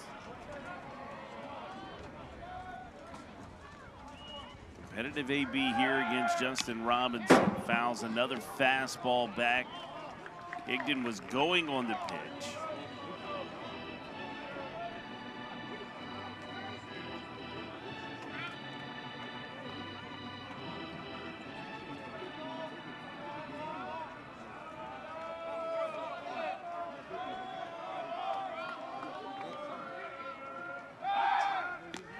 Move over to first from Justin Robinson.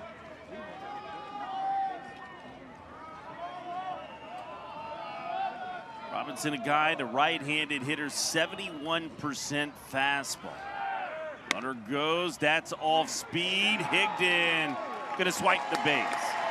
Stolen base for Ben Higdon. It's his third stolen base of the season. Great spot to get a stolen base here for Higdon. Robinson very slow to the plate, but so important for Southern Miss to get out of that double play. Higdon steals another as the ball had scampered towards the Golden Eagle dugout. No real adjustment on the speed to the plate for Robinson, so Higdon went ahead and got to third base here with one out.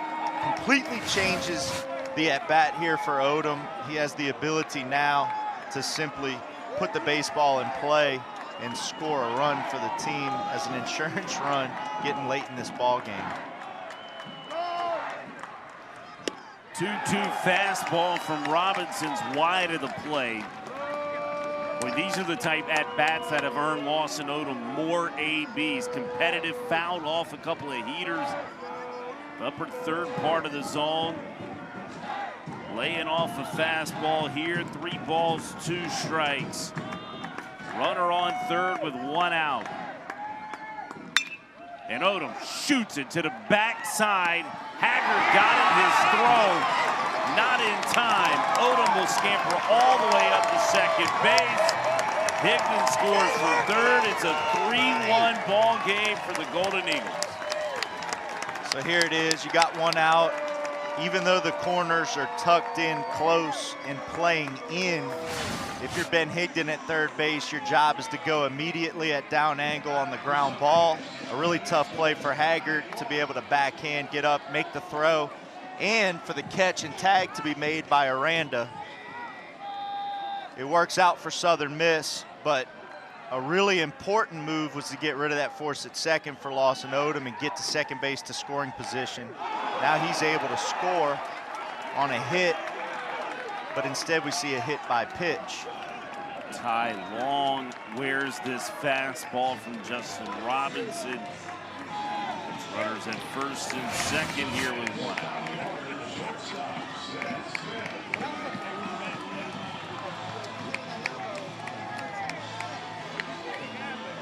Cox is out as well. He's had an arm throwing down in the Warhawk pen. And it'll be a conversation amongst the infielders. Here in the bottom of the 7th inning, well, the Golden Eagles have given that insurance run you alluded to, Kirtland. I don't know if that makes the decision with Camden Clark any harder or easier if you're Christian Ostrander.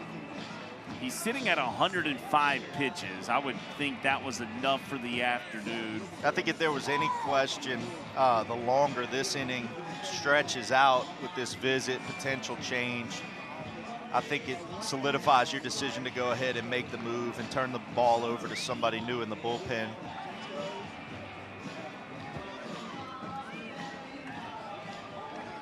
No conversation was had with Travis Creel and Lawson Odom and Ty Long as far as talking about how slow Robinson is to the plate and trying to execute a one-out double steal. Odom's not the candidate for that. You'd be surprised at times. You can sort of get some guys moving. Higdon's not the fastest runner in the lineup. He was able to steal 2 bags. You can see that Robinson doesn't often use this quick slide step to home plate. He has a really slow delivery with his leg lift. And so I think the conversation was had briefly there during that meeting as well that, hey, make sure you're keeping him honest and keeping him close to second base by utilizing that inside move. Seth Smith with 2 on, 1 away, chases a breaking ball down and in. Yeah, there's also sort of a pause in the delivery for Justin Robinson as well. Kind of see it mid-pitch. Seth Smith rips 1 foul. Quickly 0-2 is Smith.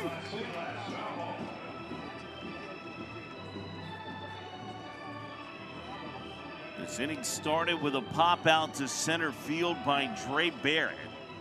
But the walk into 2 stolen bases by Ben Higdon. Fielder's choice RBI by Lawson Odom has given the Golden Eagles a 2-run lead as Smith slices 1 out of play.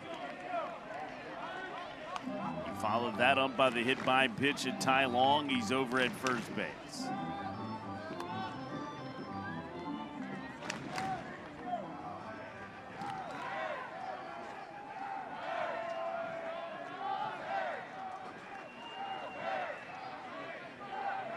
Justin Robinson fires. That was a changeup off the dish for a ball.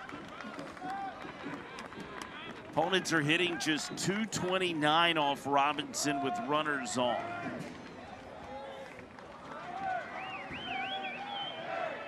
Kind of speaks to the competitive nature of Louisiana Monroe in this ball club.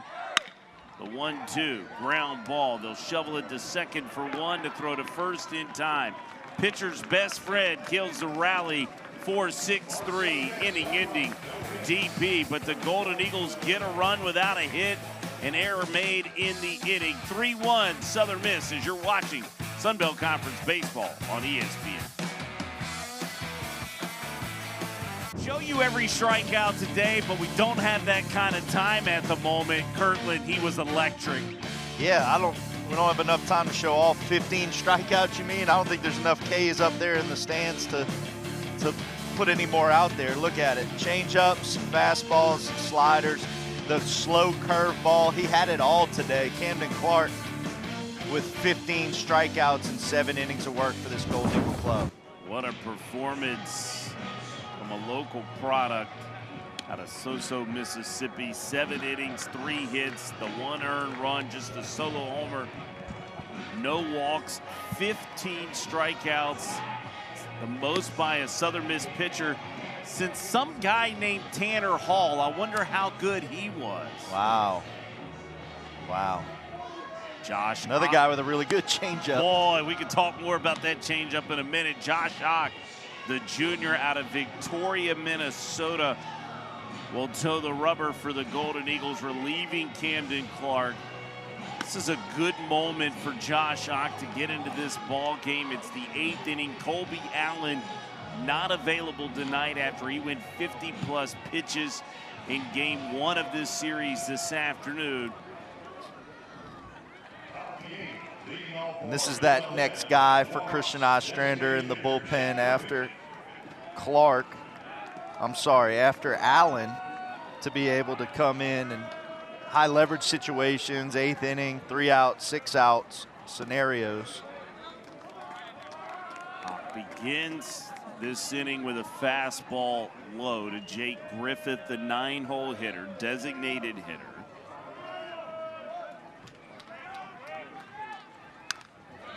Good running two-seamer here that Griffith gets a piece of, fouls it back.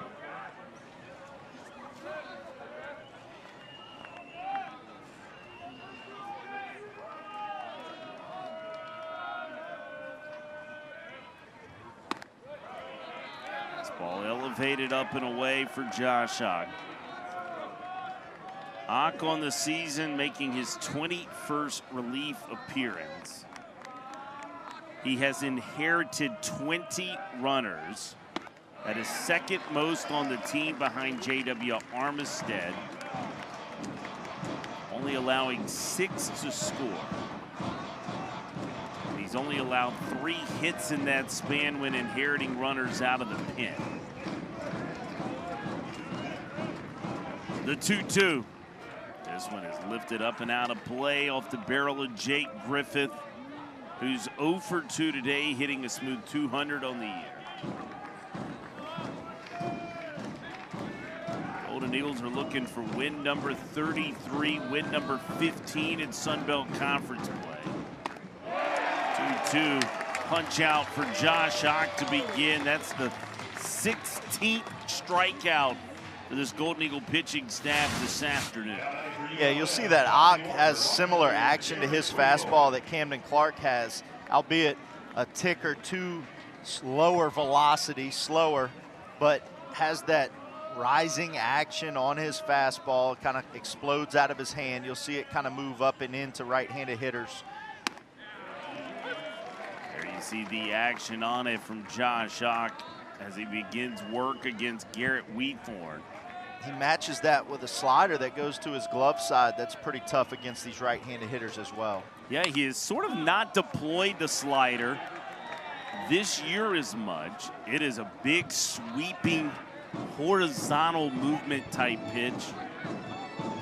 I had a talk with him recently about it, and he just said it doesn't really fit some of the shape with his fastball that he likes to use. Because it's totally different, and you kind of got to really get on the side of that ball.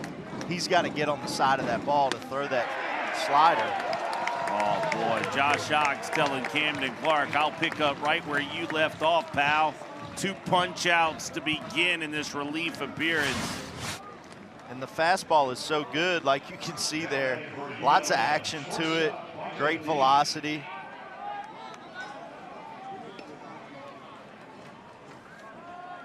Make a hitter not be able to believe it because of the movement that it has.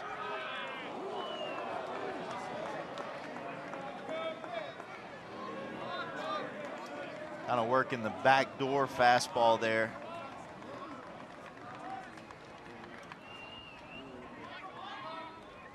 Micah Dean rips this one foul and leaving this count a ball and a strike.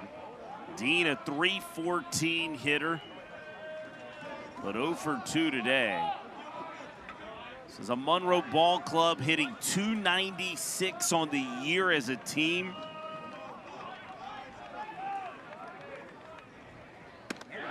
Oh boy, there's the breaking ball from Josh Ock. Matthew Russo pumping life into his reliever as well. Going for that last K card here, available. That sure is.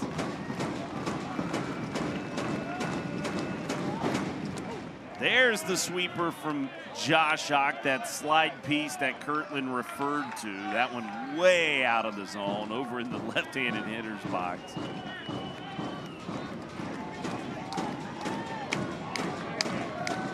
Ock's ready though, 2-2. An excuse me swing, but it goes out into center field, right in front of Joey Urban. Micah Dean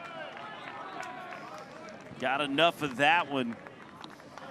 Not much action for Joey Urban so far today. Not much action for any of the defenders for Southern Miss with the 17 strikeouts so far today. Bryce Blazer will be a left-handed bat in this order. 1 of 2 today to battle against Josh Ock. There you see the action on the fastball. That's got 16 inches plus of ride out of the hand of Ock, but also 18 inches of run on it. So it's kind of like if you were in a roller coaster and that thing was going vertically and to the right. So that's what the what the fastball does. If you guys at home can view a roller coaster track going vertically and to the right in front of you, about to take you on a sideways flip, that's what that fastball is doing. I hope they're laughing as much in the production room at the Chris Kirtland sound effect as I am, because I knew the heater was coming when Kirtland broke out the swoosh sound on the fastball from Josh Ock. 18 strikeouts for this Golden Eagle pitching staff this afternoon. That's it for the top of 8th. They lead at 3-1.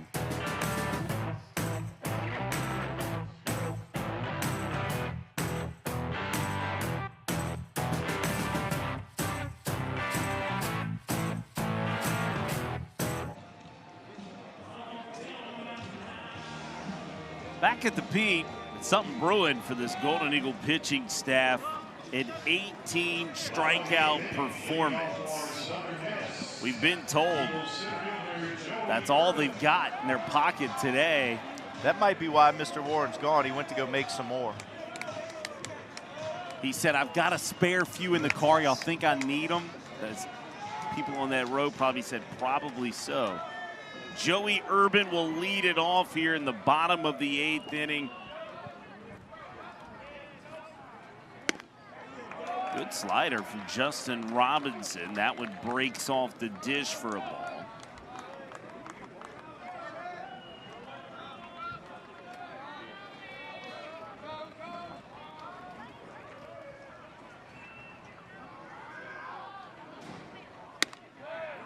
Fastball got a lot of life to it out of the hand of Justin Robinson.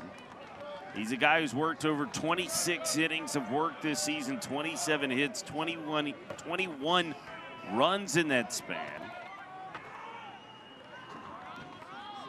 He's looked sharp since entering the ball game for the Warhawks. There's a slider to Urban that he fouls away.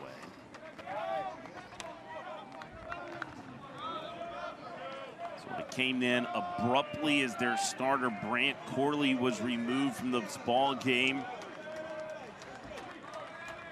due to some form of injury or issue. 1-2 slider again. Urban the ground ball over to DuPont. His throw in time to Haggard at first base. And there's one away.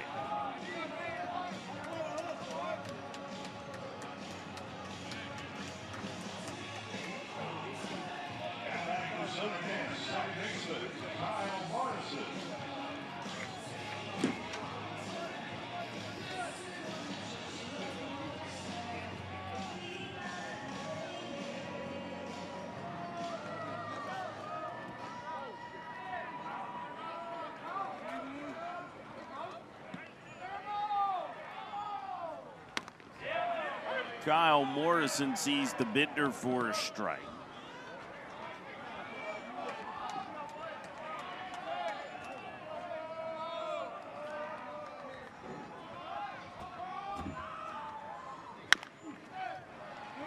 Right back to Robinson. He'll field it. Throw over to first in time, 2 away.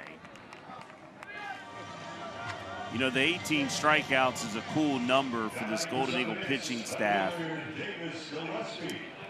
But the real number that's going to make Christian Ostrander happy at the moment, no walks today. Right. That's strong, isn't it? Super strong. You're talking about 18 over 0. We like to talk about the ratio of strikeouts to walks, how a good staff strikes out 3 for every walk that they give up. So kind of squeeze that thing down and say, wait a second, strike out 3 for every single walk. And today these Golden Eagle Arms have struck out 18. The game's not even over yet and have 0 walks. Yeah, they entered today 11th in the country in walks per 9 innings pitched, as well as their strikeout to walk ratio, both in the top 12 in the country. That ratio 309, so there you go, the 3 punch outs to 1 walk. They averaged 3 walks per 9 innings pitched as well. 2-1, Gillespie fouls it back. It'll even 2 balls, 2 strikes. By the way, just for the giggling part of it, they have been top 15 in ERA, this staff has, the entire of the season. Entered this weekend at 13. 2-2, Gillespie lines it out into center field. That's in front of Davis Mosey. Second base knock for Gillespie this afternoon.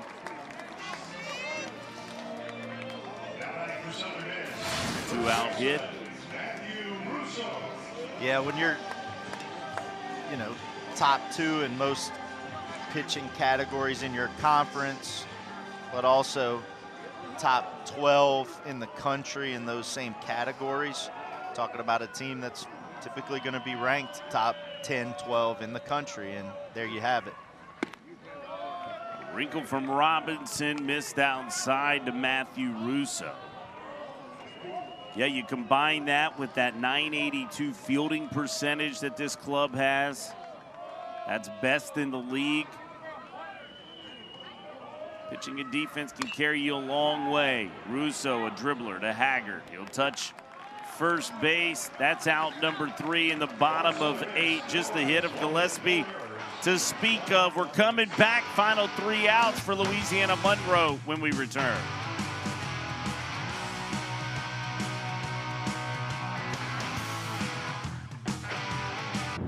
Well, here we go. Top of 9 at Pete Taylor Park in the nightcap of this doubleheader between Southern Miss and Louisiana Monroe. Warhawks will be down to their final 3 outs, 2 to keep it alive.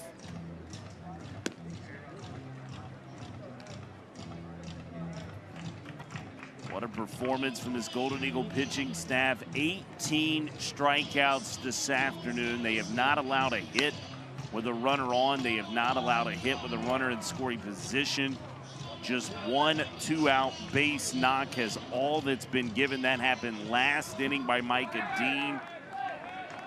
It's been awfully clean. Christian Ostrander would love nothing more than for Josh Ock to keep it that way here in the ninth. That's exactly right. Got a chance to get out of here with 2 wins today.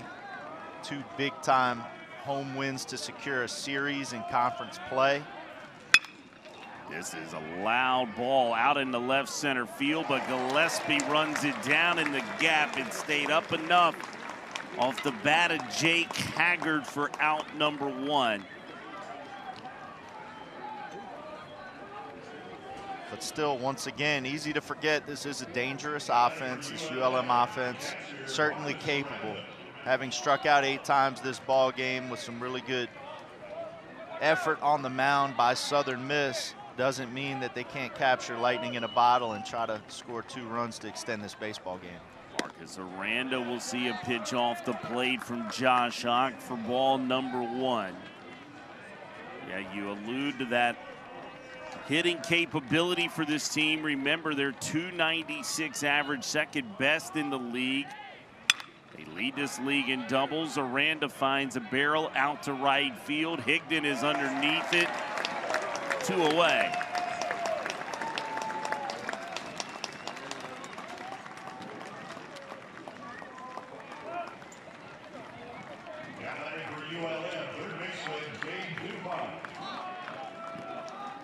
And Cade DuPont, who's got one of the 4 base knocks on the afternoon for the Warhawks. He had a single back in the 7th against Camden Clark before Clark would go on to strike out the next 2 batters for his 14th and 15th punch outs today.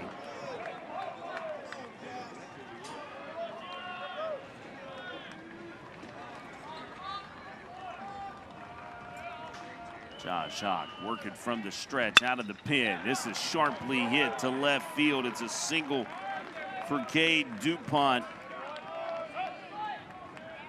He'll keep this inning alive and the ball game alive for ULM. Now for ULM, second baseman, Sutton Lewis.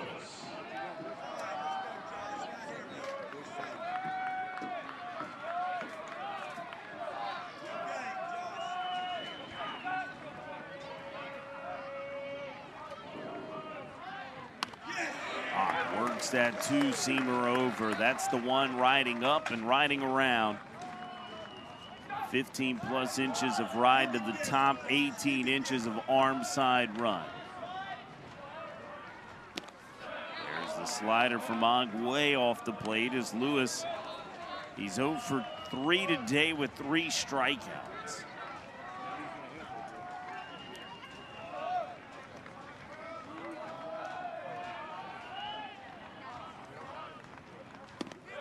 Slider low and away again, and he's fallen behind in the count as Josh Ogg. 2 balls and a strike. Lewis represents the tying run.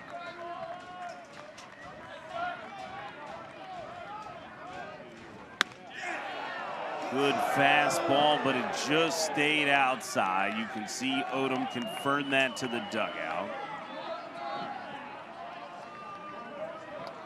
And it's a 3-ball, 1-strike count for Sutton Lewis. Good fastball. Ogg finds the heart of the plate with it. The Warhawks are down to their final strike.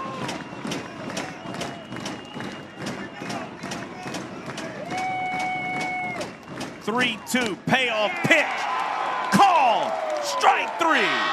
Ball game belongs to the Golden Eagles. Their 19th strikeout of the afternoon. That ties a school record. It's the 4th time a Golden Eagle pitching staff has accomplished that feat. It's the 3rd time it's happened in the Ostrander era, and the 1st time since 2022. Chris Kirtland, our South Mississippi Chevy Dealers Player of the Game. Guess who? Camden Clark. Surprise, surprise. Just an excellent outing by the young Camden Clark, striking out 15 in his outing today through 7 innings pitched. As you mentioned, 19 strikeouts for Golden Eagle pitching on the day. Actually, the 9th inning was the only inning in which 2+ batters didn't strike out for ULM, with 1 strikeout only taking place in that last inning. But Camden Clark showed up to pitch that ball today. Boy, he most certainly did. Enjoyed it as always, my man. No one else in this world I'd want to work 2 ball games with than you. Appreciate your time as always. For Chris Kirtland, for our statistician, magician, Marty Wyndham, I'm Jason Baker. On behalf of Lee Field, our entire production and camera crew, we thank you for being a part of these broadcasts this afternoon. Golden Eagles sweep the doubleheader. They'll go for the home Game 3 sweep tomorrow afternoon, a 3 o'clock first pitch. Join us, shall we? It's in the Sun Belt Conference presenting college baseball on ESPN.